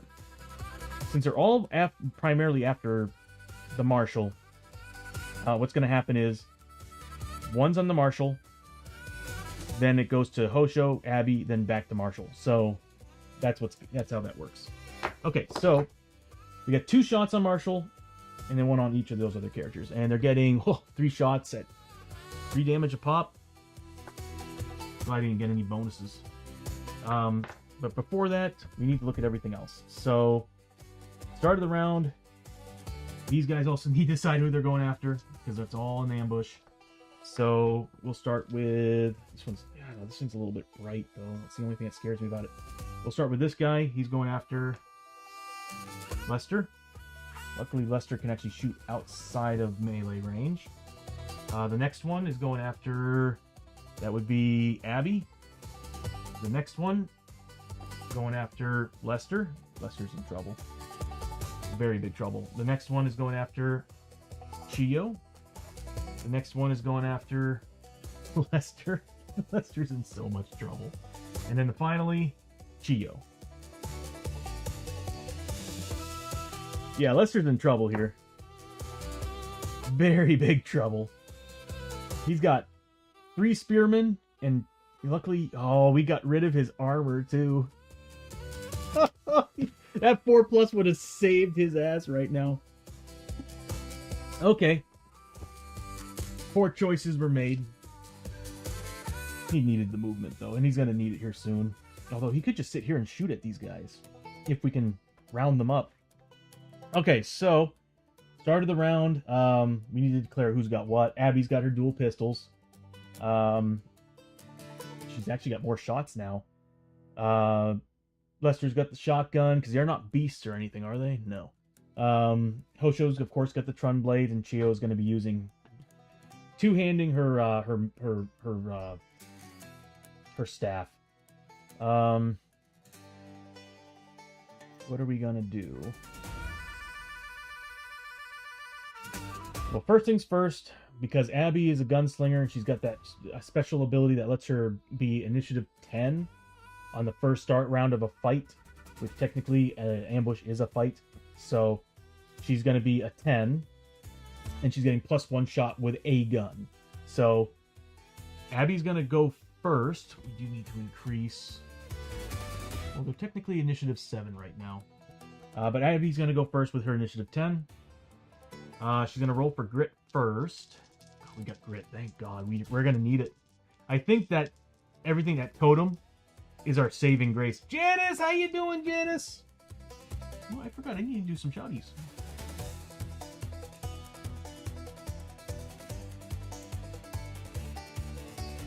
We'll do Mad Art first, and I'll do Janice.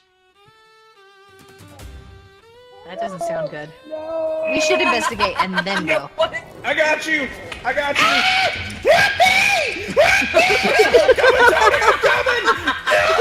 my God, it's funny! What the hell? What is that? Ow! Ow! Ow! Ow! Ow! Ow! Ow! Ow! What is it? Ow! What do I do? What is it? What do I do with it? I don't know what the heck that was. It was a Venus flytrap. It's a Venus flytrap. It was terrifying. It gives you... Oh, I guess it's grenade time.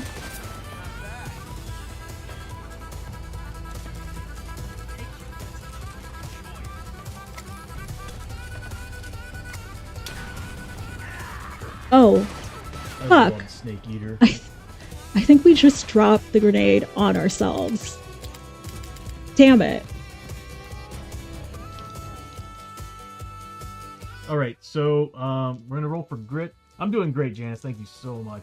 I'm going to roll for grit for Abby first. I mean, I guess I can choose either one. I really want those 6s for later, but she gets a grit back.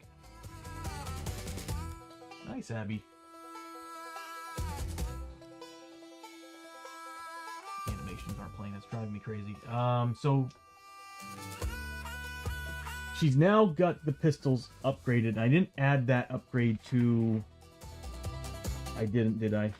To the stream. I don't think I did. Okay, so Abby has, outlaw pistols with the Darkstone grips on them. So she's got an additional shot on top of the 3. So she's getting 4 shots with her main hand, 4 shots with her offhand, with an additional shot I'm going to be adding to the main hand because of the gunslinger ability that gave her 10 on her initiative. So she's getting a lot of shots here. That's awesome.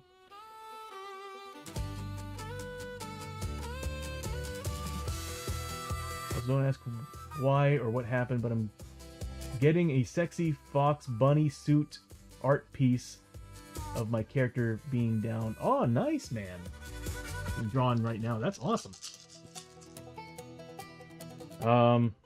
Is it gonna be for your special stream? All right, so she's getting these. She needs to make on the yellow ones and the green one.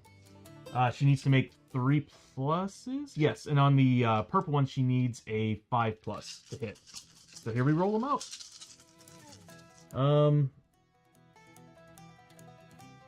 Actually, give me a second here.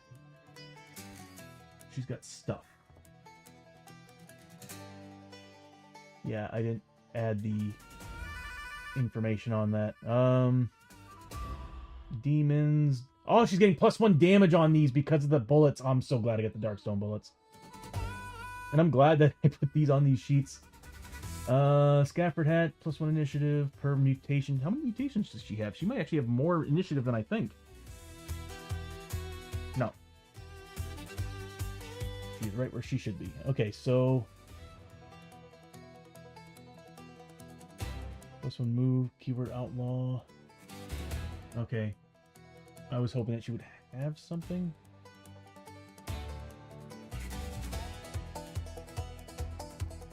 We do have the...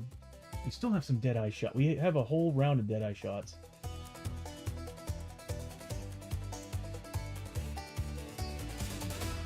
We don't need that.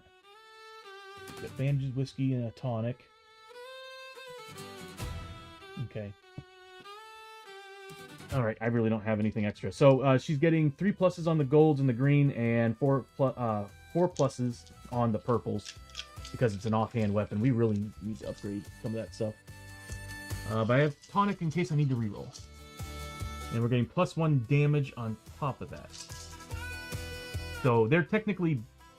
These guys are back down to... Oh! I think that's what I was looking for.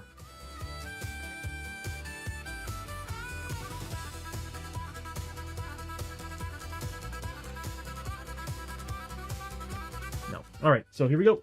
She can't really move, she's stuck. Unless... No, she's not. I can actually move her. I'm going to try, before she moves, I'm going to try a escape test on them. It's going to be on the other guys, so I need to bring up their card. I need a 3+. That's not bad. She gets a 5. Gonna move 1, 2, 3... So she can get most of these guys in her shots. There we go.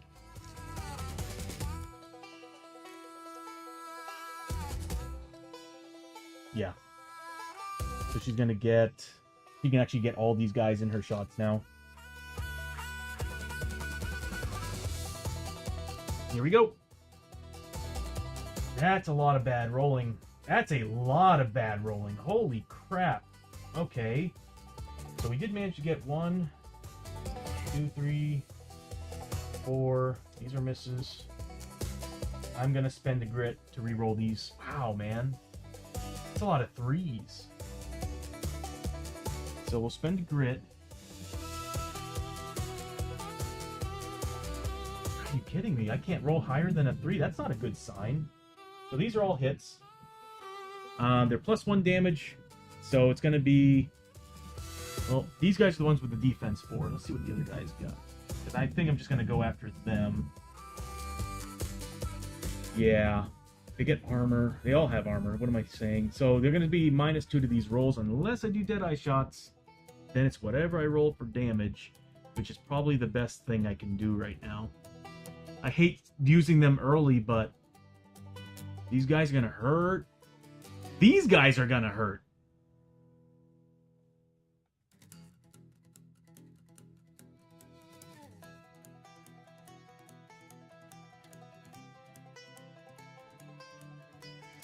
So, let's see what we got. God, they do... Yeah, we need to take these guys down. The reason why is because of their Darkstone runes. So, I'm spending all I can on these guys. So, we got 6 of these, so we'll be using it on the first one. It'll be on the guy that she's adjacent to. Oh god. Yeah, we're gonna need to help Lester. So, it's gonna be +1 damage for the Darkstone bullets, +2 damage for the Deadeye shot. So, it's whatever I roll for damage on this. 6 points of damage, needs to make 6 armor saves of 5+.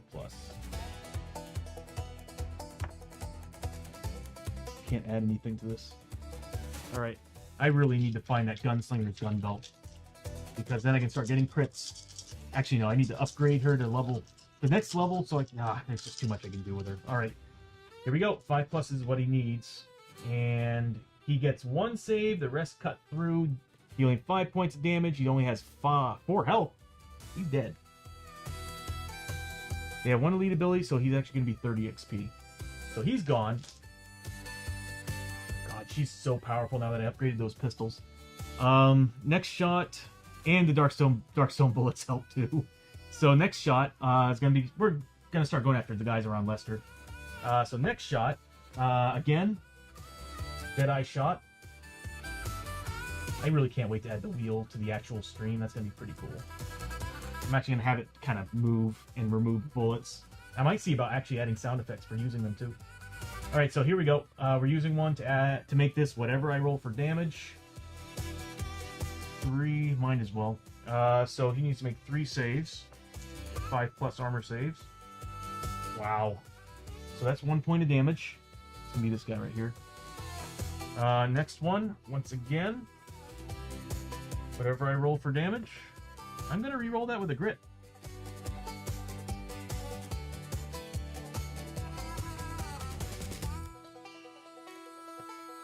That's better. Needs to make 5 defense armor saves against that. That is 4 failures. That definitely kills him. Oh, armor, I swear. Next shot, the next guy next to, I keep wanting to say Murphy, but Lester.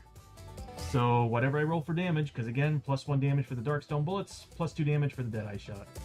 That's 4 points. I'm keeping that. Save 1. He takes 3 points of damage. Oh, I needed 1 damage. I'm not going to bother putting... I think from here on out... It's only 1 point of damage, so I'm just going to roll for it to see what happens. -2 to the roll. 3 points of damage. He needs to make 3 saves. I mean, he failed 1, which is what we needed, but dang, I'm rolling good for them. So he's dead. And then finally, we still have 3 more shots. Man, adding those Darkstone grips made these Outlaw pistols disgusting. Alright, so next one, I might as well go ahead and start using. So, Deadeye shot. So whatever I roll for damage, how much grit does she have? I might as well. She's gonna spend a grit to re-roll that. I'm not satisfied with a 2. 1 or a 2 is just not good. Alright. Or I can upgrade to a 1. Okay, so he needs to make 1 save. Fails it. Takes 1 point of damage. I guess I might as well use the last. So we're now out of Deadeye shot. So whatever I roll for damage, 6 points. He needs to make 6 saves. That is... Wow. Didn't save a single one of them. He's dead. Dang. Abby just waltzed in there and just unloaded all of her Deadeye shots and killed 4 Taco Bake with armor. Man, that was awesome. Okay, she still has 1 shot left. She's gonna put it on this guy right here. I got a laser pointer. I don't know why I'm not using it. That guy right there. So, again, -2 to the roll because the Darkstone bullets are +1 damage. He's taking 3 points, so he needs to make 3 armor saves. Passes 1, fails 2. So he's got 2 wounds on him. Yeah, Lester just got saved by Abby. Big time on that. So that is going to be... That's 30 points of experience per kill. Oh, she gets stuff. She gets stuff. We'll just pull up her information. This is her, right?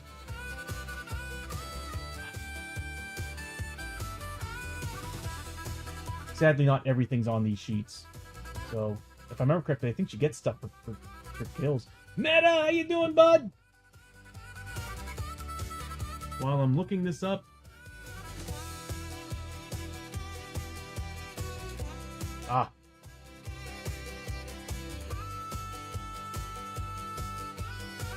thank you, Matt Arts and Janice. It's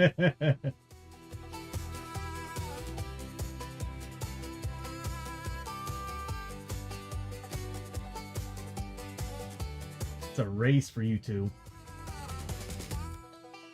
Fuck me, I need help. Well, it's because you were the last name I saw on there, bruh. But Janice won.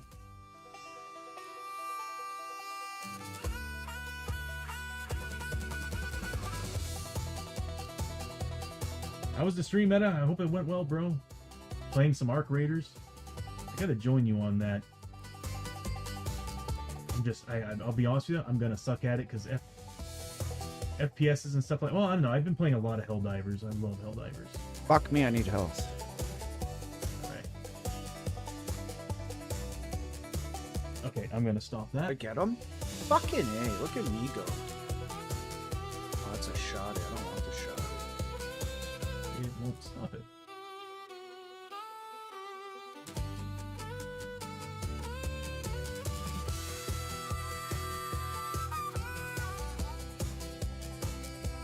Okay, there we go. Okay, so, what are we looking at right now?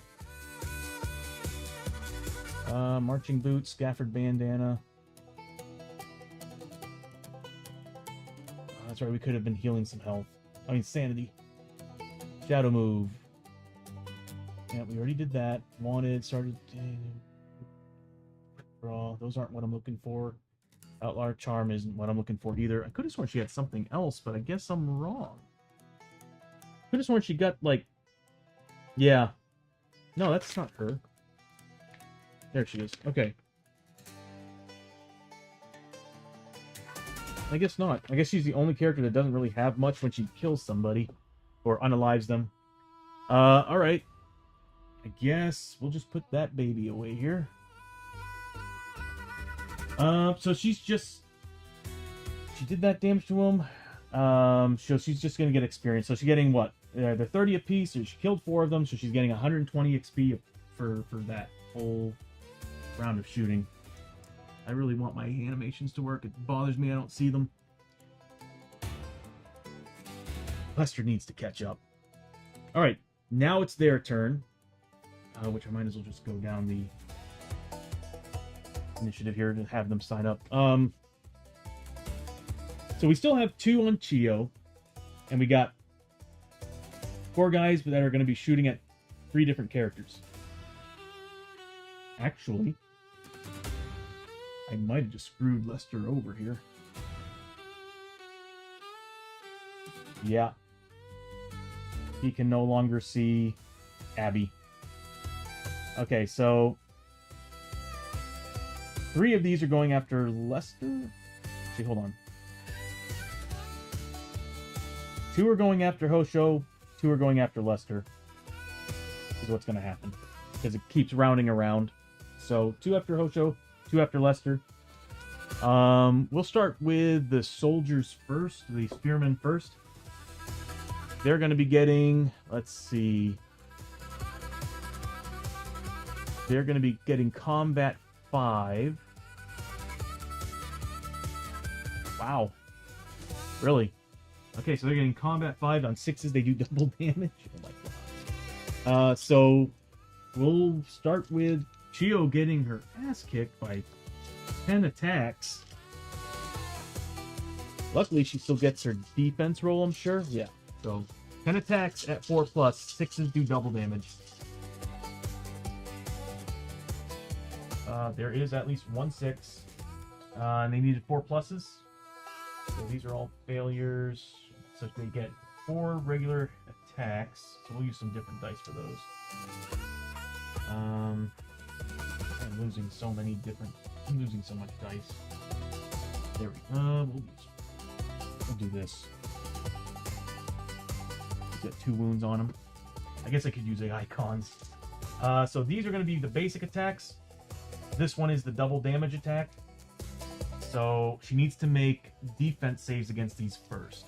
Her defense...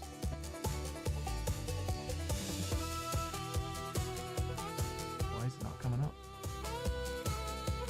There it is. Her defense is a 4+. And she gets armor 4+ after these.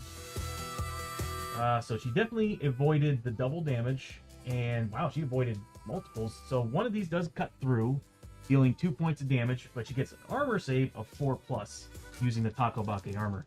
And the special rule on the Takobake armor, if it saves 3 or more wounds from any source, then she has to take corruption point. Luckily, it's only 2, so she does save 1, takes 1 point of damage. Wow, she whittled all that down to 1 point of damage.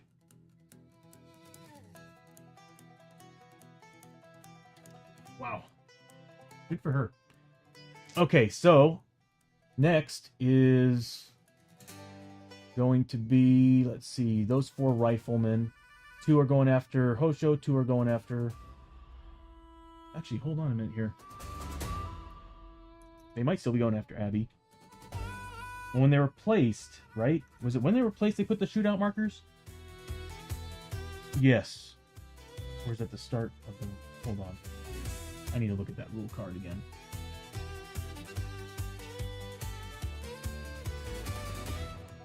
Because you need to know when this happens. Targeting. Target random hero with shootout marker.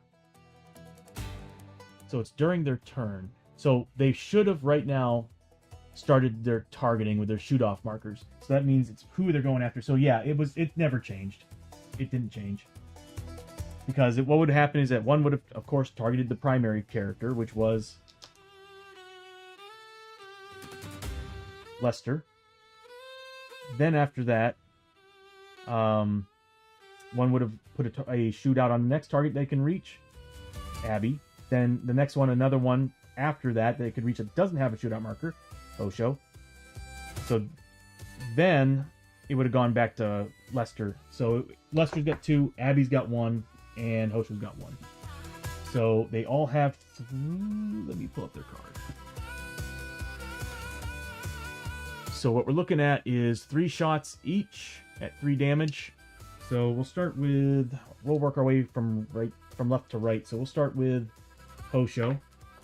Hosho's getting 3 shots item. Dang, 6+ do double damage. He doesn't have armor either, but he does have a 3+ save. Him and Lester actually have good saves. Abby's the one that takes a lot of damage. But luckily we got rid of all that crap that would have made her take a lot of damage. They need...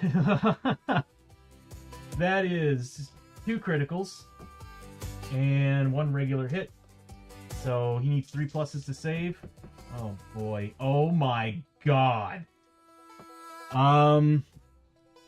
I'm gonna re-roll those with a grit. Because that would deal 6, 7, 8 points of damage. Ah, my boy can take it. He takes 8 points of damage. That is a lot, though. Next up is Abby. Abby. So again, 3 shots at 4+. 6s are crits. That is a miss and 2 hits. Hold on. It's double damage. They do that. That's 6. That's a lot more damage. That's 12. Plus that. So that would have been 15 points of damage. So it technically would have taken... He can take it. So that technically would have been, it's double damage, so it was 3. I'm looking at the wrong thing here. So it would have been, oh my god, 12 plus the 3, so 15, so minus 8. would be 7, so he needs 7 more wounds on him.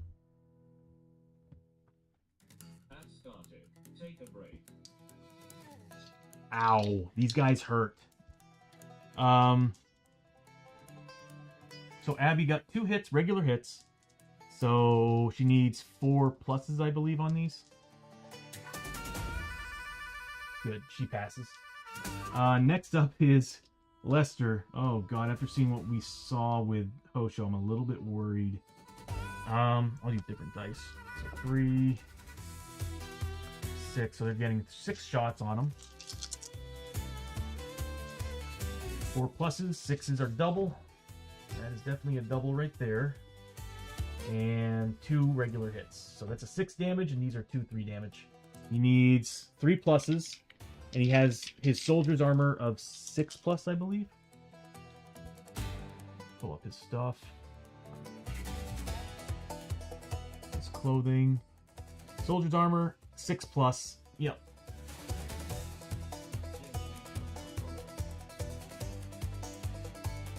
Ryo, thank you so much for the follow. Welcome to TNT Tabletop.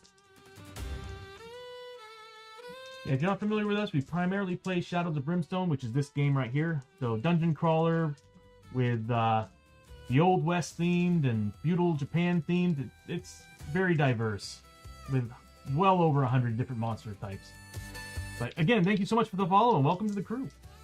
So I need to make... Lester needs to make 3 pluses against these. Okay, well he passes one of the double damage. And, no, this was the double damage, wasn't it? These were the regular hits. So, he passes one of the regular hits. He's now going to be taking 6, 7, 8, 9 points of damage. But he gets armor saves of 6 plus. So, we're looking at that. Let's grab some more dice here. There we go. Alright, so we got 9 saves we need to make at 6 plus. Using armor. 2 of them are saved, but the rest aren't. So we're looking at, what, 7 points of damage here? So Lester does take 7 points of damage. I really gotta find out why those animations aren't working. Cause it's bothering me. I'm like always looking for a little flare. Alright, so they're done. It's now our turn. I think Hosho's gonna try to move in on these guys. He can't.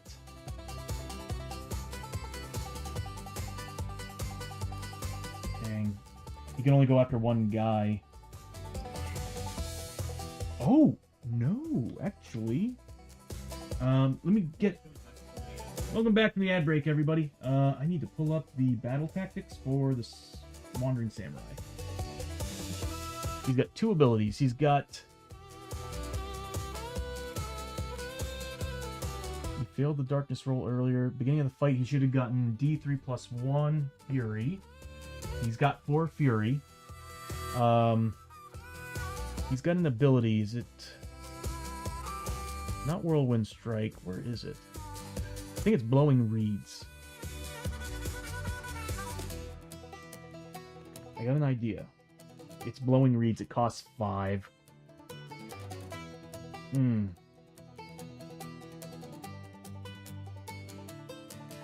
Yep. He's only got 4 Fury right now. Okay. Because the other thing he's got is... He's the one with the Whirlwind attack, isn't he? Yeah, Whirlwind Strike and Blowing Reeds. Every adjacent enemy, yeah. If I had enough points for Blowing Reeds, I'd be able to move him right next to both of those guys. That is such a good move. It's expensive, though. Oh, wait! At level 2, which he is... Actually, he's at level 4. Now on the same or adjacent map tile. Perfect. Except that I only have 1 Fury, so... I mean, 4 Fury, so it doesn't matter. I got all excited for nothing. Okay, so what we're going to do... Oh, man. I really wish I could move here so that he can start attacking both those guys, but he really He's kind of stuck. That's a shame. Oh no, I got an idea. All right, first he's a sumo, so he's a sumo with the sumo ability that lets him ignore escape tests. He's gonna roll for grit first. Doesn't get it, but he's at max, isn't he? Yeah, doesn't matter. He's gonna move here and then push, but he's still on that same map tile as that guy, map space as that guy. He's gonna use a push ability. He needs a 3+. He gets it with a 5. So he pushes that model one step this direction, getting +1 damage to that model. Now he's actually adjacent. Wow, Sumo is really good with Wandering Samurai. You have so many options to move around the board. Alright, so yeah, he moved here. Sumo pushed him. He's going to get... I mean, actually, it didn't matter. I could have Sumo pushed him like that. So he pushed him one space forward. He's getting +1 damage against him. I failed the grit roll, but we do get 2 combat. 2 combat. The troll weapons... The Trun weapons are +2 damage each. So he's going to be at +4 damage base. If he gets any crits, it's +3 instead of +2. So let's hope that we roll good on these. We do have plenty of grit. Yeah, that's all I got. And those are both hits. Because he needs 3 pluses. As you can see on the screen. Yep, melee 3+. So he got his 2 hits. He's getting 4 damage, 5 damage on one, 4 damage on the other. So right now he's obviously attacking the guy that he pushed. So he's getting +5 damage. Their defense 4 right now, so he's getting +1 damage for this. Come on, big money. I'm gonna spend a grit. That's the only problem with the Trun weapons. There's no upgrade slots on it. I would have loved to get inlays or damage buffs. That would be nice, but they already do quite a bit of damage. There we go. So 6 points of damage. He needs to make... Actually, how much armor do you have? He's already got 2 wounds on him. So... Oh... We need to make horror saves too while we're here. He moved 2 spaces in there. Or actually, technically 1 space.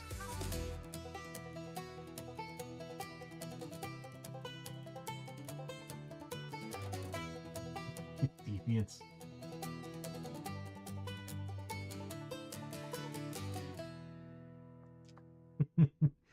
So he needs to make 6 saves against this. How you doing, Deviants? Good to see you, bud. So he needs to make 6 5+ armor saves against this. As long as we get 2 wounds, he's a goner. But then we do need to make some horror saves.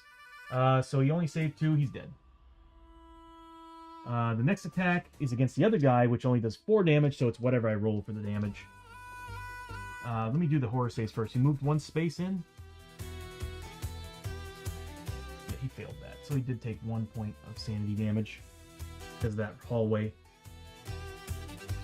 The game's been alright, man. Been working on the stream, trying to add more to it, fix it up, and present more information.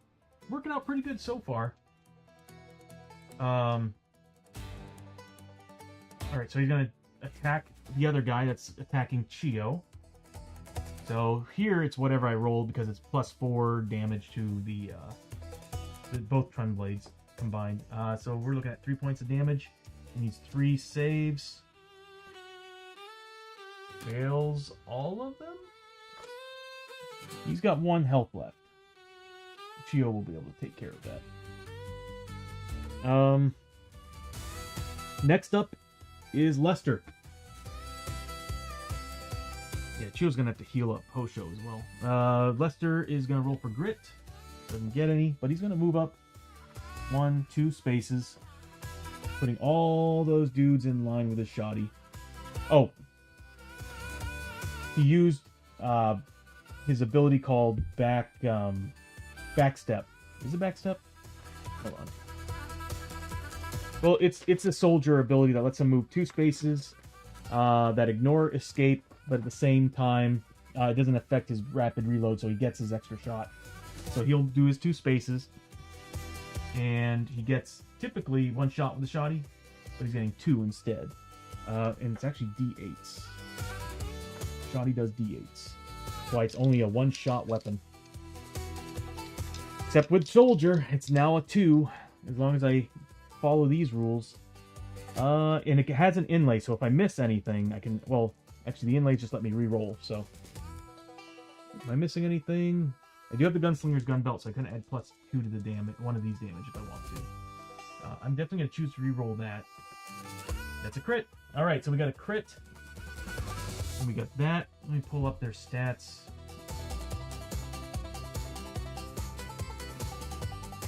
There we go. So there are 3 defense. So the crit's going to ignore the defense, and I'm going to choose to add +2 damage to that roll as well.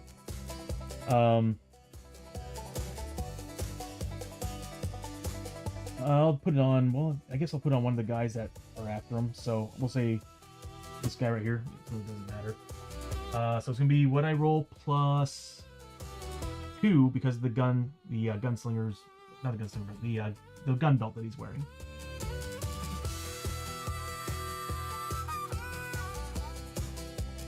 Yeah. I'm going to grit roll that. That's just sad.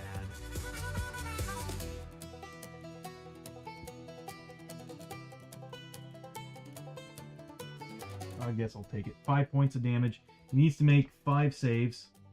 That's ridiculous, man. He saves 1, but fails 4, and they have 4... Hell, I hope they do. Hold on. They have 6 health this time. Dang, dude. Alright, so he took 4 points of damage. I guess I can use the icons. So...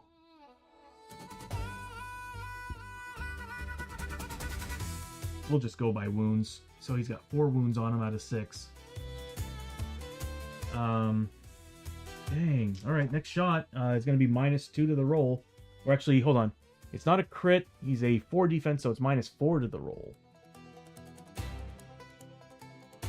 Oh, man. This needs to take him down. Alright, so -4 to the roll. 1 point of damage.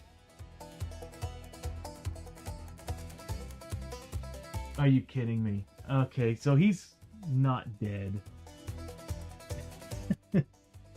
I'm not gonna lie, Lester has been just lackluster for quite a while, and I'm beginning to think it's because going down Journeyman with him was probably a bad idea. I'm beginning to see that a lot of these characters who are in the Old West, you're better off not going down Journeyman and just buy skills and abilities down the trees that they're on, because you're missing a lot. I'm getting no rerolls, no reroll on damage. Janice!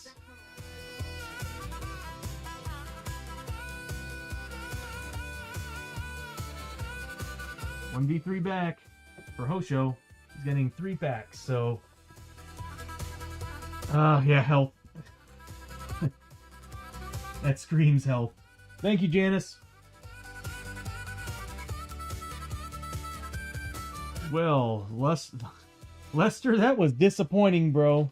That was very disappointing. I don't have anything to add to this. Let me look at his charts.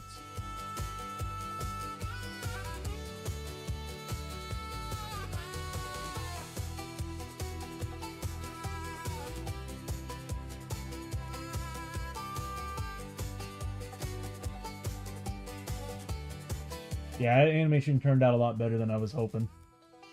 I mean, it took me several tries because the first couple weren't all that great, but I had the choice between that one and another one, and the other one was pretty cool. It's just it didn't have the katanas in it, him swinging them. Then I realized I can kind of edit it to be, like, when it's inside that circle, I was able to edit it so that you didn't see some of the mistakes from the AI.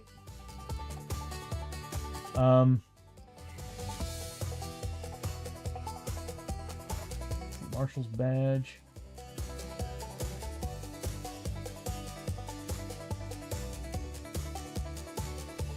Okay.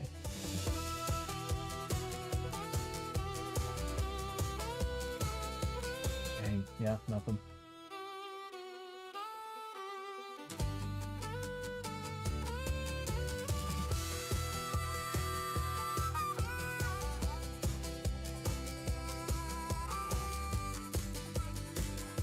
I was really hoping to get the double shot and the rolling thunder. But it's like, I'm just rolling so bad with this shoddy.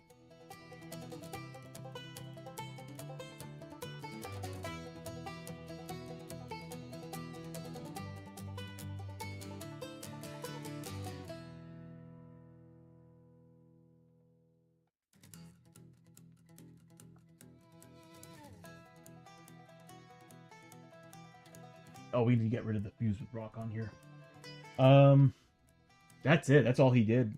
He nearly killed the guy, but dang, Lester. Next up is Chio. She's probably just gonna take that dude down next to her and probably heal up Hosho a little bit. She needs a grit roll first. Pass, but she also needs to make a horror test because she started on that map. Oh, I guess that Hosho should have made an additional horror test as well. That's Hosho. He failed, so he actually failed 2.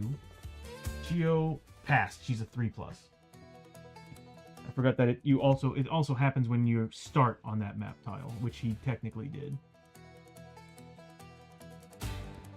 All right. So she's going to roll 2 dice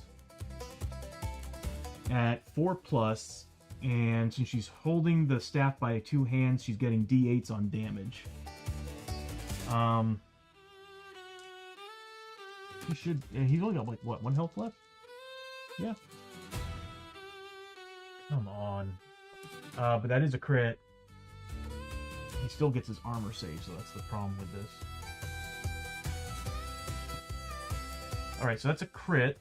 So it's going to be D8 in damage.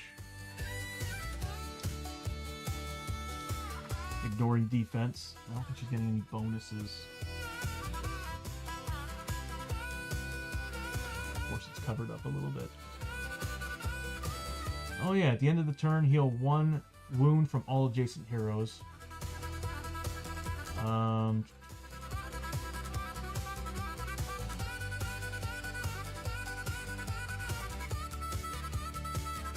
she's got so much gear. She also has the strength to do it, though.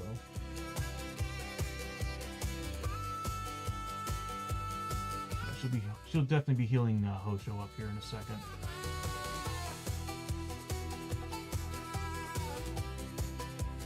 That tentacle mustache ain't gonna help in the battle, but let's see what she gets for damage roll. She does have max grit, so I can roll this if I need. That's 8 points of damage. So he needs to make 8 saves with 1 health. Okay, here we go. He needs 5 pluses. Oh yeah, he's dead. Yeah. Saved 2, all but 2. I mean, saved. Failed the save all but 2. There we go. Wait. Brain's not functioning. Okay, so he's dead. That's 30 points of experience for Chio. Did I give Hosho the experience for killing that one dude? I don't think I did.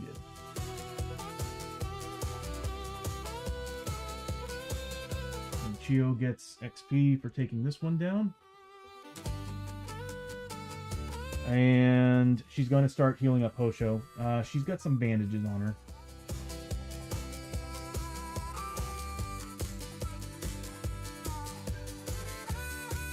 So we'll spend a bandage.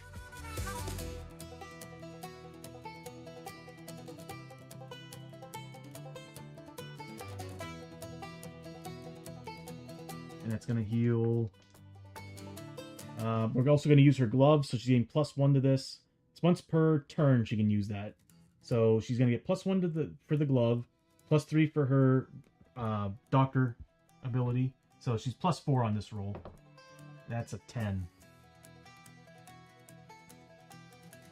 There we go. So Hosho got back 10 points of health.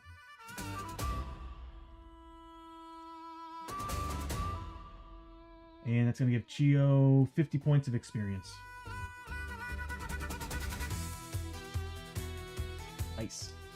Okay. God, Lester, you need to kill some dudes to get some XP, bro. You are so far behind. That's gonna be Chio's turn, I believe. Yeah, we still have multiple gunmen, and I think they're out of range of those two characters too. 1, 2, 3, 4, 5, 6. Hold on. 1, 2, 3, 4, 5, 6, 7, 8, 9, 10. Yeah, they're out of range. So they're gonna be going after Abby and Lester. Okay. End of the round. There's stuff that happens at the end of the round. What is it?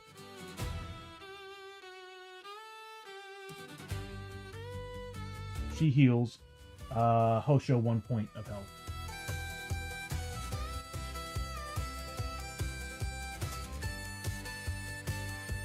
Giving her 5 points of experience.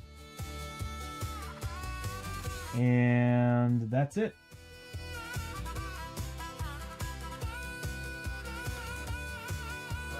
Oops.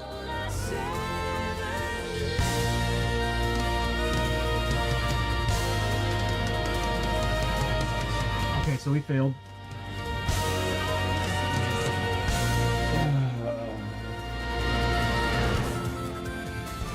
Not great. I should change the scenery. I forgot. Hold on. I need to set this to the mines. There we go. Darkness. Why are the elements still out?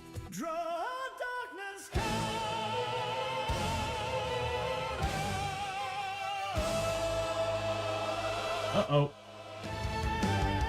So all home hit enemies are +2 health and +1 initiative. Remains in plays. Creatures of legend. Oh god. I need to put Tio's thing away here. There we go. Alright, start of the round. They're back to a 5. Abby is now a 6. So she does go before them.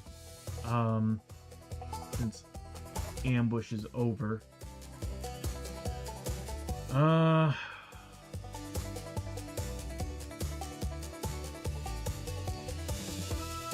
Start of the round, everybody gets a sanity back.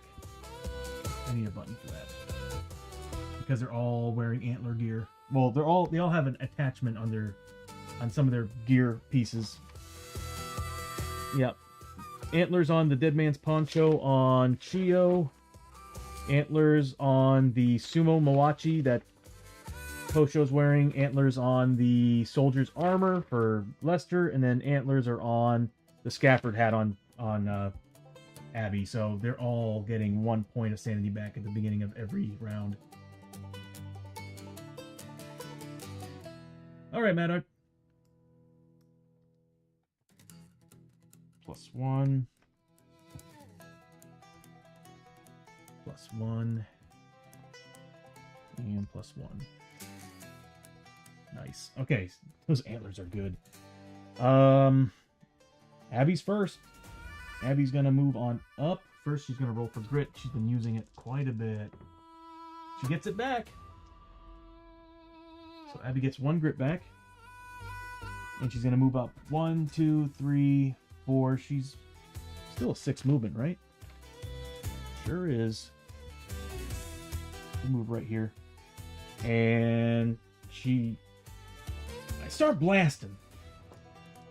There we go. She's getting 4 shots thanks to the Darkstone grips. And with her main hand, so 3+ on those, 4+ on these. She's getting +1 damage for the Darkstone bullets. Let's see what we get. What would be nice is if I actually went down the track of giving her, anytime she rolls crits, or not crits, but anytime she rolls 6s, she gets double hits. We're gonna have to re-roll some of these. These are hits. Those are misses. Hit. We're re-rolling these.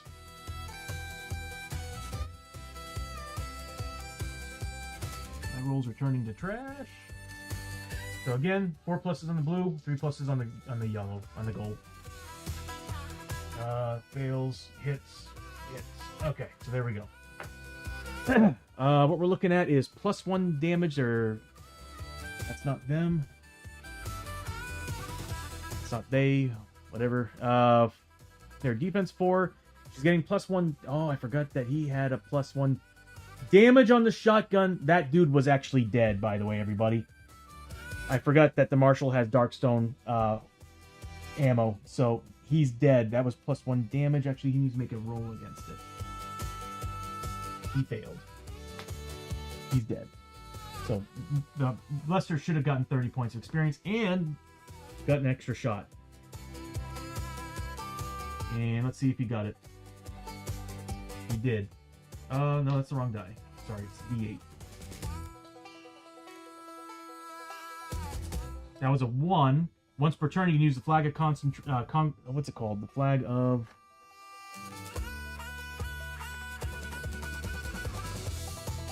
Flag of the Lion. He can use the Flag of the Lion if he ever rolls a 1 onto hit, and this is for soldiers, 1 on a hit, he can re-roll it. And guess what? He rolled a 1, so that's a crit. So it's going to be their defense 4, so -3 because he's technically a Darkstone bolt. He's got Darkstone rounds, so -3 to the roll, doing 2 points of damage. It would have been on any one of them. It doesn't really matter. So we'll just move that over here to this guy. And we'll say that's got 2 wounds on him. See that? Layer on that's working. Nice. Okay, so the Marshal actually did something. Oh! And he also rolls to see if he got grit because of his Rolling Thunder. So he needs a 4+ and he would get a grit back. He got it.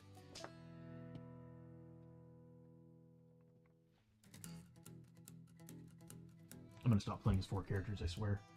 Alright, so we got these hits from Abby. Abby is going to start rolling for damage. She's got Darkstone bullets, so that defense 4 for her doesn't really matter. They're defense 3, so it's going to be -3 to these rolls. I might as well just roll them all out. It doesn't really matter.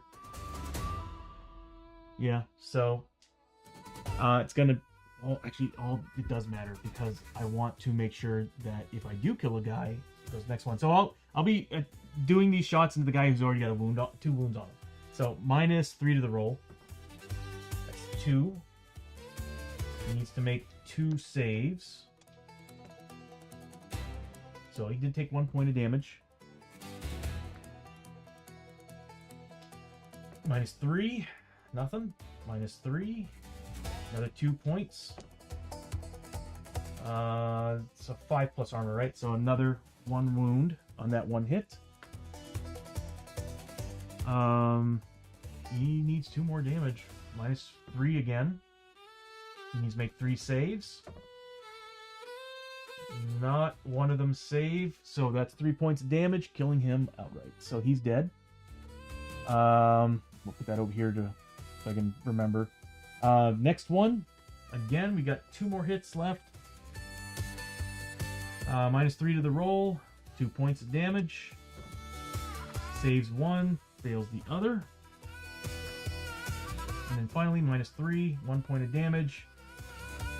He's got 2 wounds on him, so we'll just move that marker down a little bit. That's going to represent how many wounds he has left. So she's getting 30 points of experience.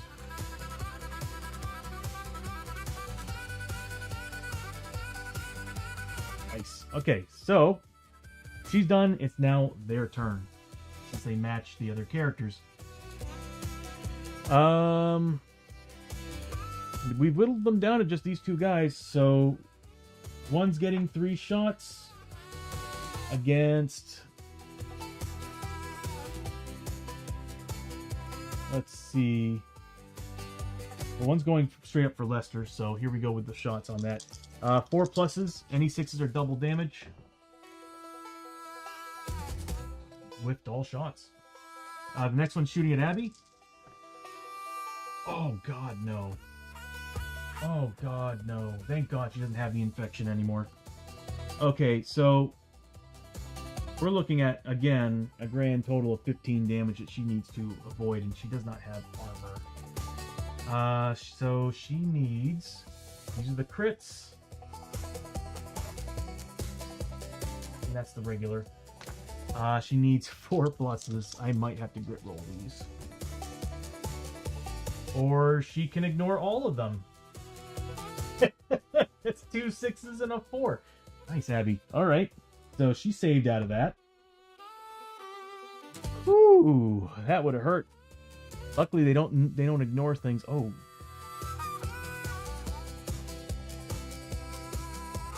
So many damn rules to follow. Okay, so next up we've got Osho and Lester. We'll have Lester go first, see if we can take them down. I doubt it, but we'll give it a try. He needs a grit roll of 6 plus. Doesn't get it. He's getting 2 shots.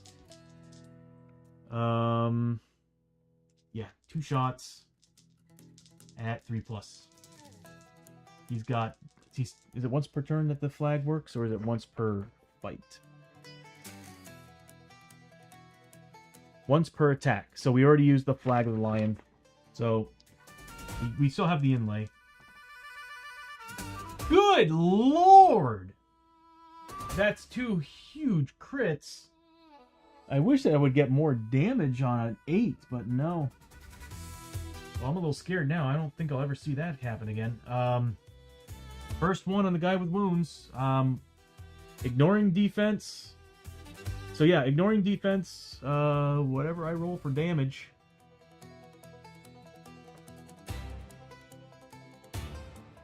I'm gonna grit roll that.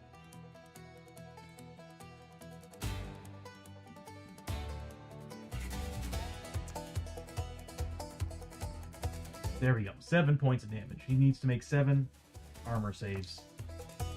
5 plus. He's got 4 wounds left. I would roll really, really, really insanely good for him. Wow. He took 2 wounds. We'll say he's at 2 wounds left. Next shot. Whatever I roll for damage. 4. None of them save. He's dead. Roll for grit. 4 plus. He gets it. And he gets an extra shot. That's a hit. So for damage, there's the 8. So minus 3 because he's got Darkstone bullets. I remember that. That's what he's got. He should have done more damage earlier. Keep forgetting I have Darkstone bullets. I need to do that. I think what I'm going to do is I'm going to add an icon on there to remind me that I have Darkstone bullets on the character. It's a little glowing bullet, a purple bullet. Alright, so we're looking at his 5 points of damage. He needs to make his armor saves.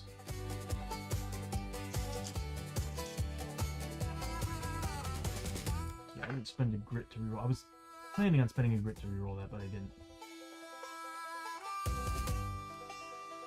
Yeah, seriously, see, like, I'm like, whenever I get the chance to buy Darkstone bullets, I do it, because it's cheap. It's 1 Darkstone and $200. That plus 1 damage can make such a big difference when fighting something. That's why I have a hard time letting go of the Trun blades that are on Hosho. I can't upgrade them, but that extra damage is so good. Cheap, it makes such a difference. It does. Plus 1 damage, like, if you can get yourself a Void Crystal or a Void Core on a weapon, do it. Do it. Whittling down defense is such a good thing to have. Alright, so again, he needs to make 5 saves.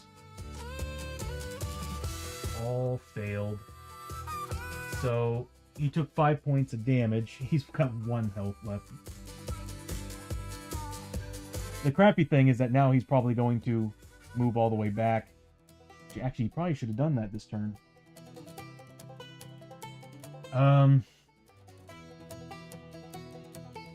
Yeah, he probably should have done that this turn.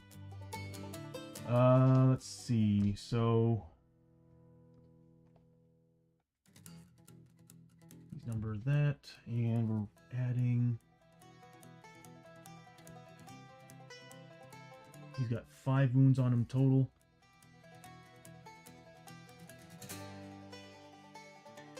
And that is Marshall's turn. Didn't quite kill him. But that's okay. Yeah,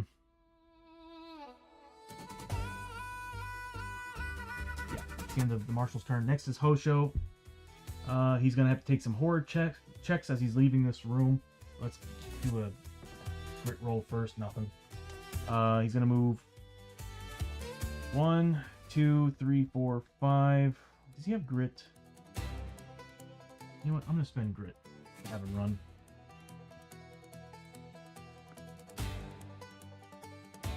That totem was so helpful. So now he's going to be a 10 plus 2 for the marching boots. So he's a 12. So he's going to move 1, 2, 3, 4, 5, 6, 7, 8, 9, 10, 11, 12. You just see this sumo just rushing by this gunfight happening over here. And he needs to make 2 saves against that room that has the massacre in it. He needs 4 pluses? Yes. Saves one, fails the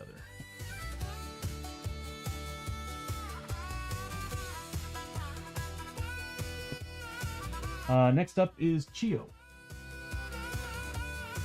Chio is going to roll for grit. Nothing. I might have her do the same. Does she have grit on her? She does. I'll spend a grit to have her march as well. So she's now, oh god, she's a 6, I think. Yeah, so she's got 14 points of movement. So she's going to move. We'll have to do horde tests here as well. 1, 2, 3, 4, 5, 6, 7, 8, 9, 10, 11, 12, 13, 14. She just rushes by Hosho. And she's going to take 2 horror tests at 3+, but she also has spirit armor 6+. She fails them both. No, she's at 3+, so she saved 1. 6+ spirit armor, nothing. So she does take 1 point.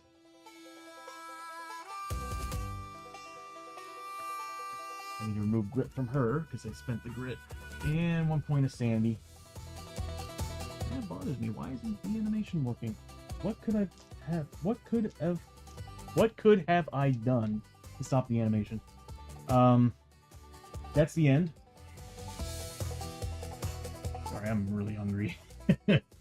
That's the end of the turn, which means she's not standing next to anybody, so she's not getting any healing bonuses.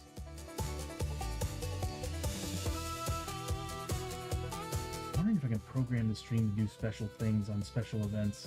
I think I can. Sorry, I'm thinking ahead right now. Hold Back the Darkness at 7+. We've been doing so well at this. It's like Friday all over again. Alright, so chart time, everybody. We're in the mines. Oh, Dark Dread. Things are looking more and more bleak by the moment. Yeah, you're telling me? Draw a Growing Dread card and add it to the stack. Yeah, I really want to add that Growing Dread ticker. I think that would be really cool to have. Having the cool little animation pop up and then just increase it by 1. This way I don't have to, like, throw things around the stream and shuffle decks all the time. Alright, it sounds a little weird to me. There we go. We got 1 Growing Dread card. And luckily the darkness didn't move up, so we'll take it. Oh man. Alright, next is Abby. I think this guy's done for. He's got like what, 1 health left? Abby's gonna roll for grit first.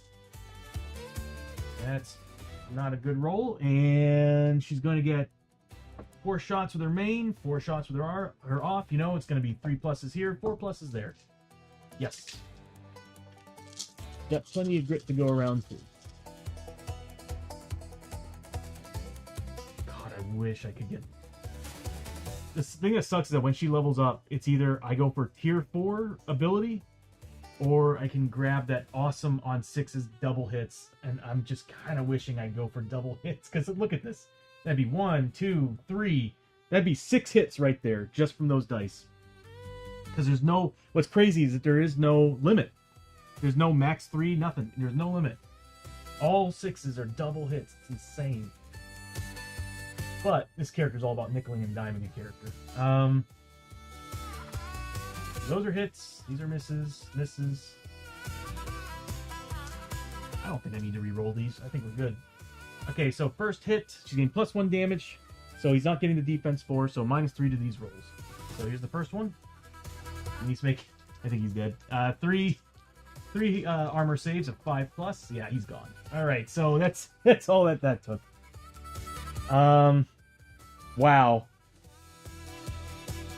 That's a cool scene, though. Like, these guys are all just shooting at each other across this gap, and all of a sudden you see like a sumo and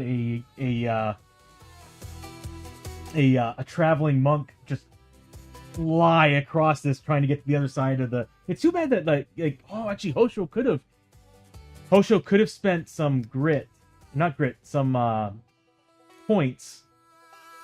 Chio should actually be a little bit higher on her thing, but he could have spent some points to actually just all of a sudden appear right behind them and start slicing them up.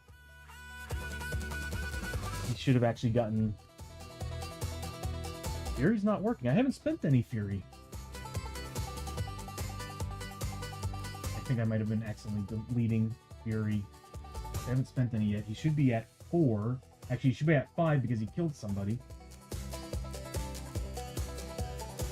Am I seeing a lot of bugs here, or is that, or am I'm probably just screwing up.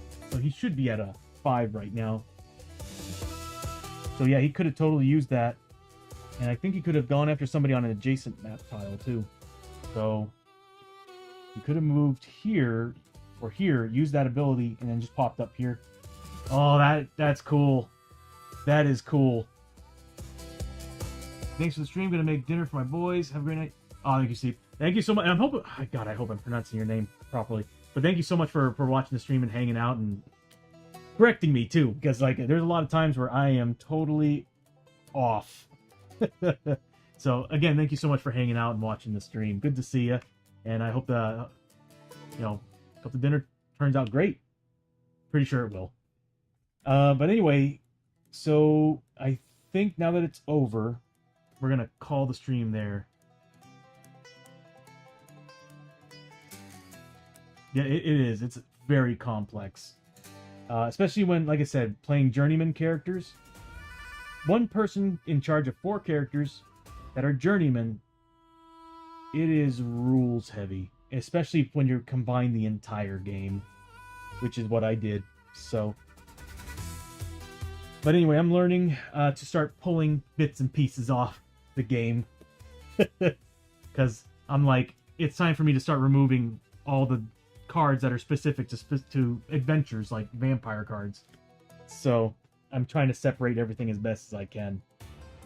But it's always good. Like, the thing that I love about streaming this is that I have people reminding me sometimes that I'm forgetting things or I'm not in the right spot. So I like sticking to the rules as best as I possibly can. Although, like I said, there are moments where I will house rule things. But anyway, I think we're going to call it there. Well, we'll go ahead and do everything else. Oh, awesome. I'm glad you're liking the overlay. And I'm not done. I'm adding more and more and more to this thing. One of my favorite things that I added to this will always be the world effects stuff. Like, I love having this roll into the screen for the blasted wastes and having it change and everything. I love it. So I want to add more like that, like the library for the Targa Plateau library. I want to add that. I want to add patrol for the patrol markers. A growing dread deal, and then of course I want to add my own little 6-shooter. So, and it will just do what you saw in the other animation. It will just kind of move, remove one, remove one, and I'm debating on having 4 of these so that if we ever do have characters, it's going to go by player slot. So player 1 will have one, player 2 will have one. And it's like, I think it's like the only class that actually has a special gimmick. Yeah, me too. Because there's a lot I want to do there. I have a lot of tech I want to spend.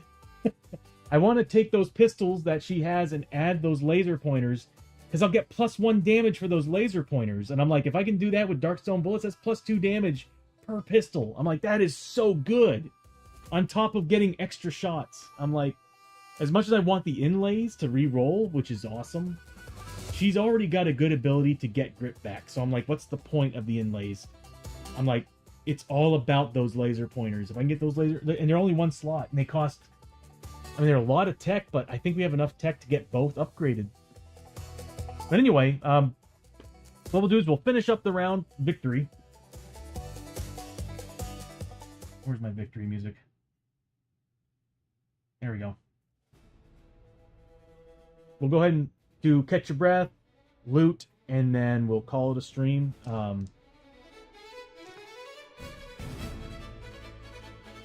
Also, we don't need all this anymore. I feel really bad that you all are missing out on. There we go.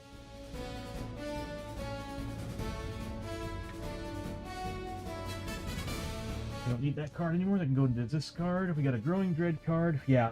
You know what will save me also?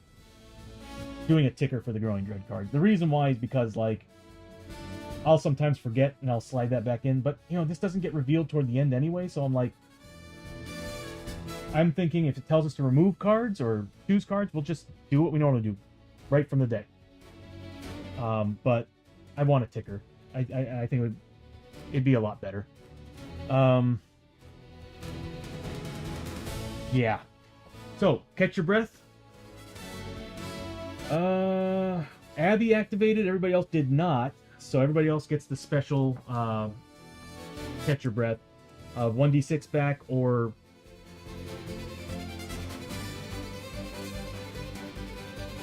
oh, I just noticed you finally turned the settings.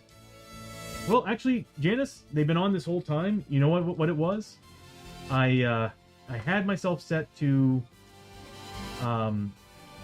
what is it called? Where, like, people can't see my activity. I flipped that switch and now it's working. So, because I went on there and I was like, oh, it's set up.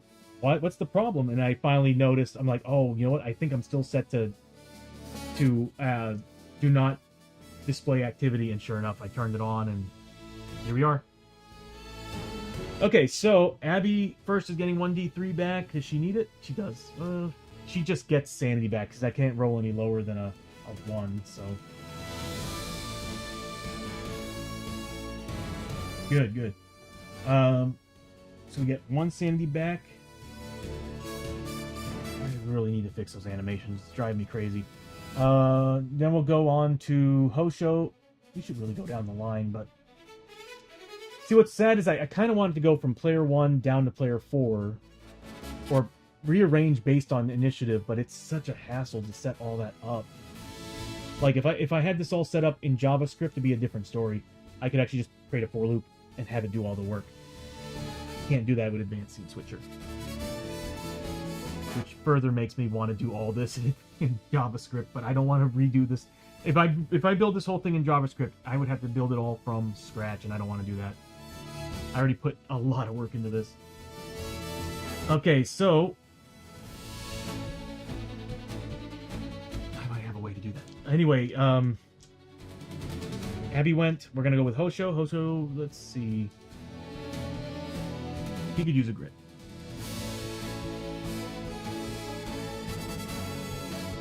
Next up is Chio. Grit.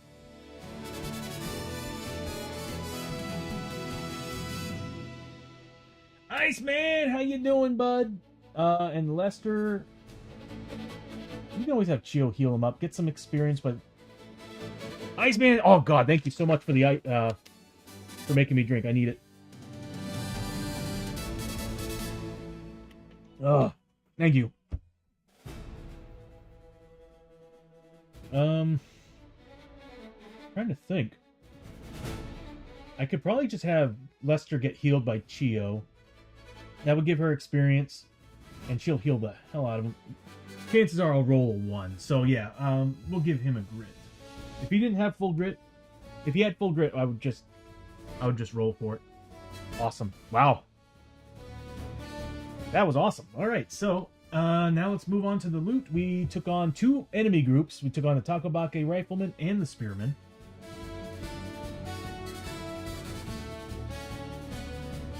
Cards. I gotta move this somewhere. So we took them on, and we're gonna be getting 2 loot a pop. I'm good. My Tisms is happy for watching Dren kill lots of arcs and rats. Arcs and rats. What was Dren playing? I watched somebody earlier playing Arc Raider, and it kind of turned me on a little bit to play that game again. Arc Raiders. Okay. I was thinking that's probably what it was. Arcs and rats. You're talking about people who are... Yeah, okay, yeah. Good. Good. I'm glad that he was doing that, taking down those rats. They're the worst. But anyway, yeah, I want to play that game again. I just love Helldivers. I just can't. I love Helldivers whenever I play one of those type of games. Alright, so let's go and do some loot, and then we'll call it a stream from there. We'll start with Chio and work our way down. So Chio's going to be getting... We can do some Darkstone. We're getting 50 XP for her.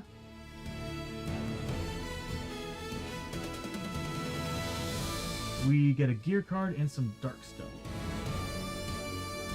Again, it's driving me crazy that I'm not seeing the animations. I bet you it's like something was... I bet you something was pulled out of order and it's not playing it anymore. I'm gonna have to look into that. Or... No, I know what it is. I think I have something turned off because I have a function that's playing and it automatically turned that off when I... Yeah, I think I know what it was. Alright, so gear card. Leather bracers. Once per turn, prevent a wound you are about to take on a d6 roll. That is actually really good. Once per turn, so you can prevent a damage. I don't know. It's probably not worth keeping because all the gear I have on my characters are just too dang good. Alright, next is Hosho Rio. The fabulous Hosho Rio. I'm waiting for the day when they start making PvE lobbies exclusive. Yeah, it would be nice because I remember jumping into it and like it didn't take me too long to get ganked by people, and I was like, yeah, you know, I love this, but I love it when I'm playing with other people. It's like playing Sea of Thieves. I love Sea of Thieves. Crave it. It is so much fun to play with other people. But when you play by yourself online, unless you've been playing it for years and you're just insanely good at it, there's some people I've seen who are insane at that game. The stuff that they do. But like, there's been several times where I built up so much renown to the point I was making a lot of money, and I was like, all right. I went on a mission that went underwater.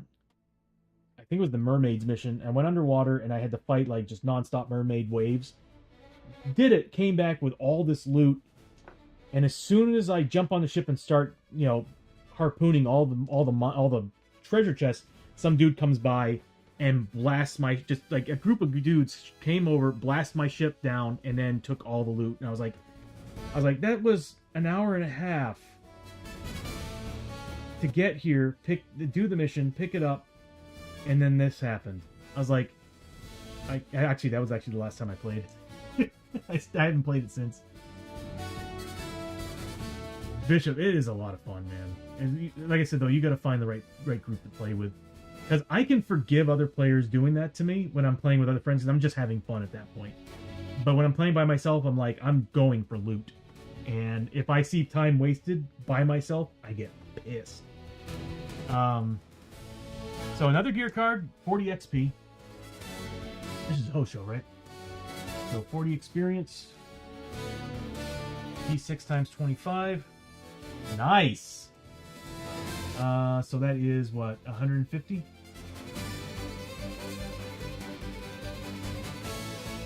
Can you imagine all the money I'd be making with this team with a prospector? And another gear card.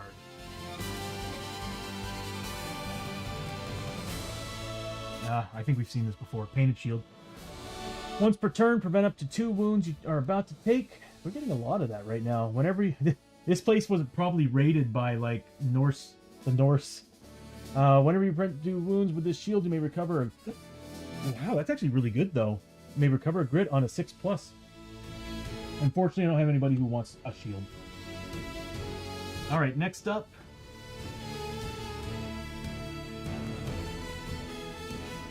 is Abby.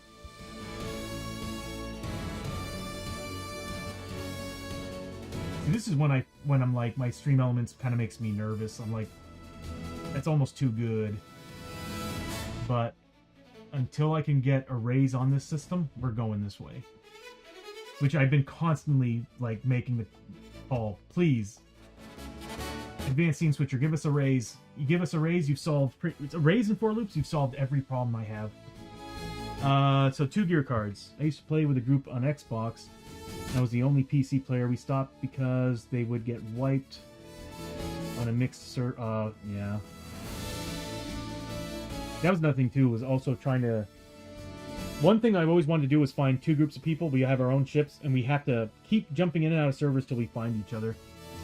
I remember the group that I play with right now, we were debating on doing that, but we were like, it would take us forever to finally find each other, jumping in and out of servers. 2 gear cards.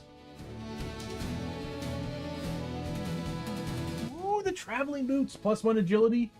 When using grit, sad things, we get marching boots, and I like them a lot. When using grit to add movement, always add 6 instead of rolling. So that means that no matter... Well, it's the same as the marching boots, just so you get +1 agility. And the marching boots gave us +1 move, so marching boots are still better. And we found another flag of the lion. Once per attack, yeah, we don't need it. Well, no, we don't need it. That's gonna be fodder. That's some good money there, though. That's like about $600, $625 between both. Is that the match to the traveling pants? It might be. I think the traveling... No, they're not. The traveling pants are Norse gear. It would have the shield icon, like the painted shield up here. The traveling pants, I think, are just base game. Yep, base game.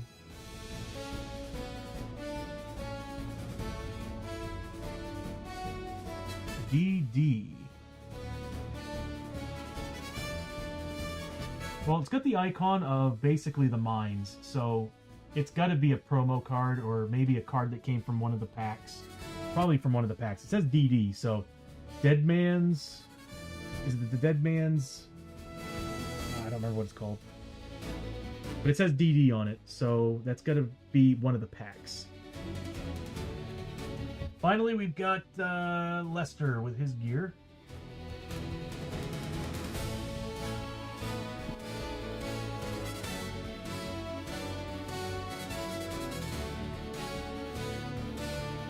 That's good money. Okay, so 50 on one. So we got a grand total of $300.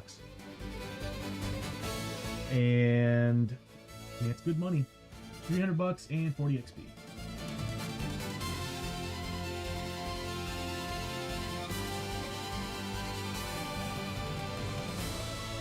Doorways in the darkness? Probably it. It does say DD on it. So that Flag of the Lion is a promo card. No wonder, it's a good card for soldiers. Once per attack. Hold on, wait, once per attack. That means every turn. So I can do that every turn. I was thinking fight. No, that's per attack. So that means that once per attack you can re-roll a 1.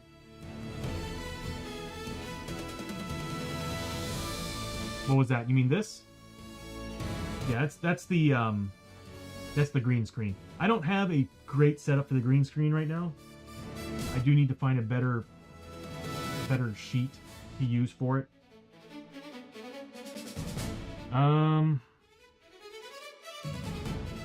Alright. That was what we found in loot and everything.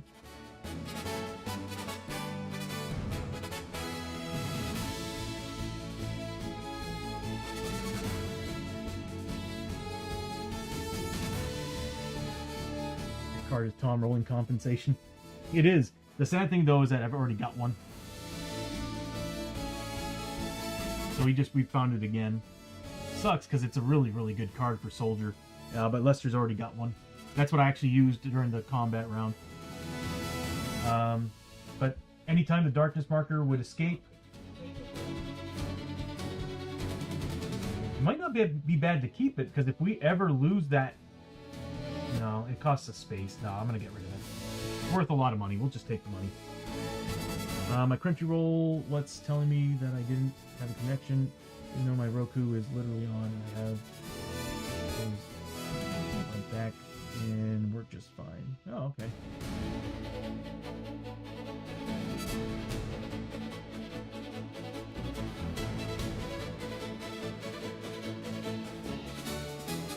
Okay, Crunchyroll's just having issues. Haven't been on Crunchyroll in forever. Okay, so far, no vampires. So far, no vampires.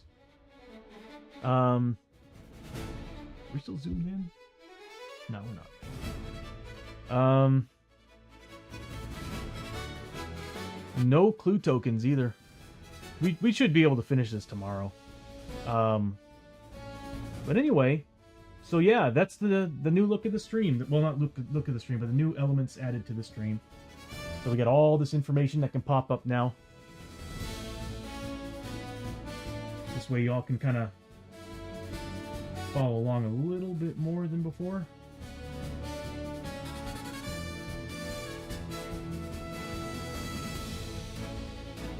And I like how we can actually cycle through everything too. So gear. I do need to update these a little bit more. Thank you, Janice. Yeah, I love the changes. I like the look and everything. Seeing how all the bottom parts look now, I think I'm going to make just some very small changes to the stuff right here. Just very small. Like, I want the paper to look more like the paper down at the bottom. And I'm going to be adding a whole bunch of extra elements just underneath me, since that is pretty much free space. Other than, of course, the chat room going down here. This section right here is pretty much open, unless we are in, like, a special world. That's pretty much what I'm using that for right now, is like whenever we're in a special world, you'll see, like I showed you earlier, where is it? World effects, and you'll see this stuff in there, like when we're in the Blasted Waste. So, I love this thing. I can't get over it. It's so cool. So anytime the day changes, it changes with it, and it also shows us what penalties happen on that day. Flippin' love that. Flippin' love that. I do need to make it so that it pushes all the cards away, though. It's only doing it for the side bags, and I know exactly why. I only have it set for side bags. I need to create macros for everything. Okay, so... Is it working? There we go. Yeah. And the code's telling it to be on a specific page, and it's not really on a specific page, so there we go. There. Yeah, so everything works surprisingly well. I love how it kind of moves along with the initiative too, so y'all can actually see what their bonuses are.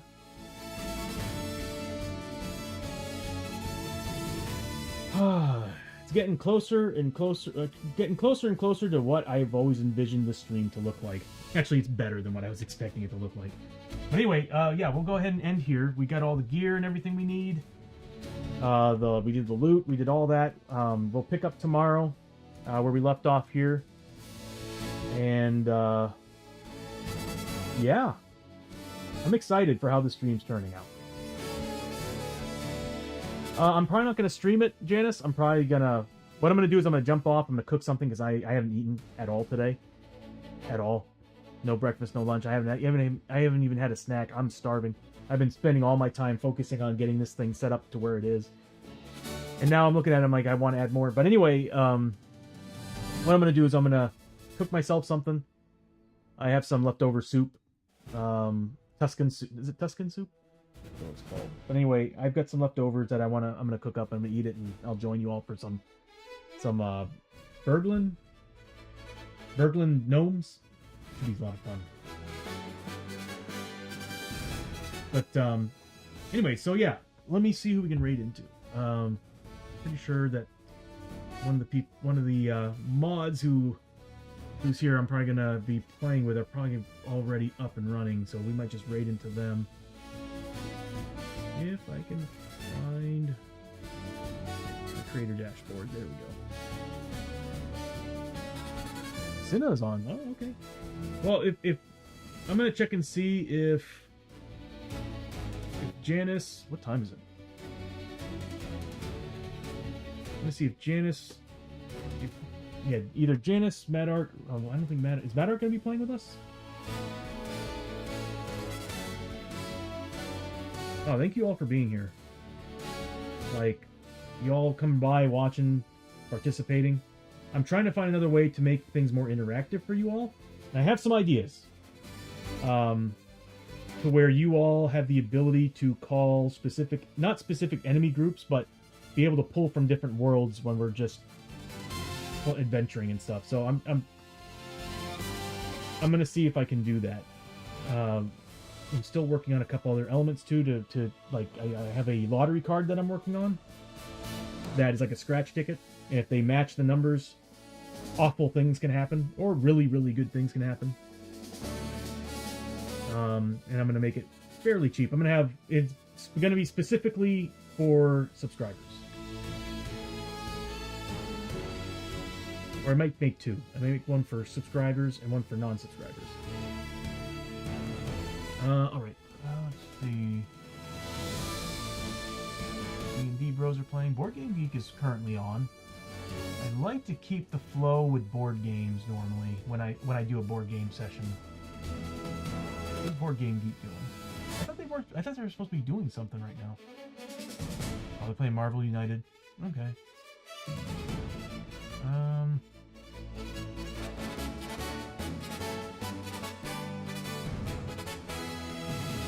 Oh, someone's playing Heat. Cool. Heat's a cool game. I've seen. Oh no! Dang! Someone's playing a classic. Adventure Quest. I forget the name of the game, but yeah, it's basically D&D.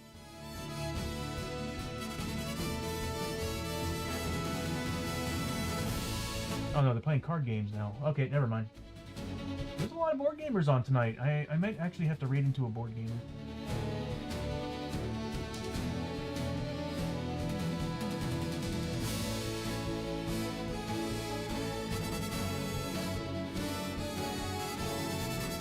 Sorry, I'm not paying attention to the chat.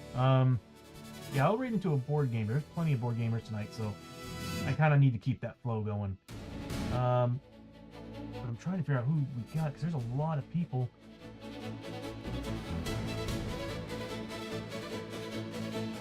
What's this? Oh, Zombicide. God, there are a lot of board games tonight. Okay, so what we'll do is we'll raid into Texie. Texie's currently playing Heat, Pedal to the Metal, and it's a really cool game to watch. Like I said, I watched Silver Metal Tavern play it, and he's been non-stop playing that game. It's a really fun game, so we'll raid into Texie on that one. So we'll start the raid. So again, everybody, thank you so much for coming out. I am going to try my best to start at 2 o'clock tomorrow. If not earlier, I'm trying. We'll see what happens. But until then, you have yourselves a wonderful Thursday evening. And I'll give, again, a big shout out to Dutch Yoda for the raid. Big time. Thank you so much for that raid. And everybody who stuck around after the raid, thank you for hanging out and watching. Come on, start the raid. There we go. So until tomorrow, when we start and pick this back up, y'all have a good Thursday evening.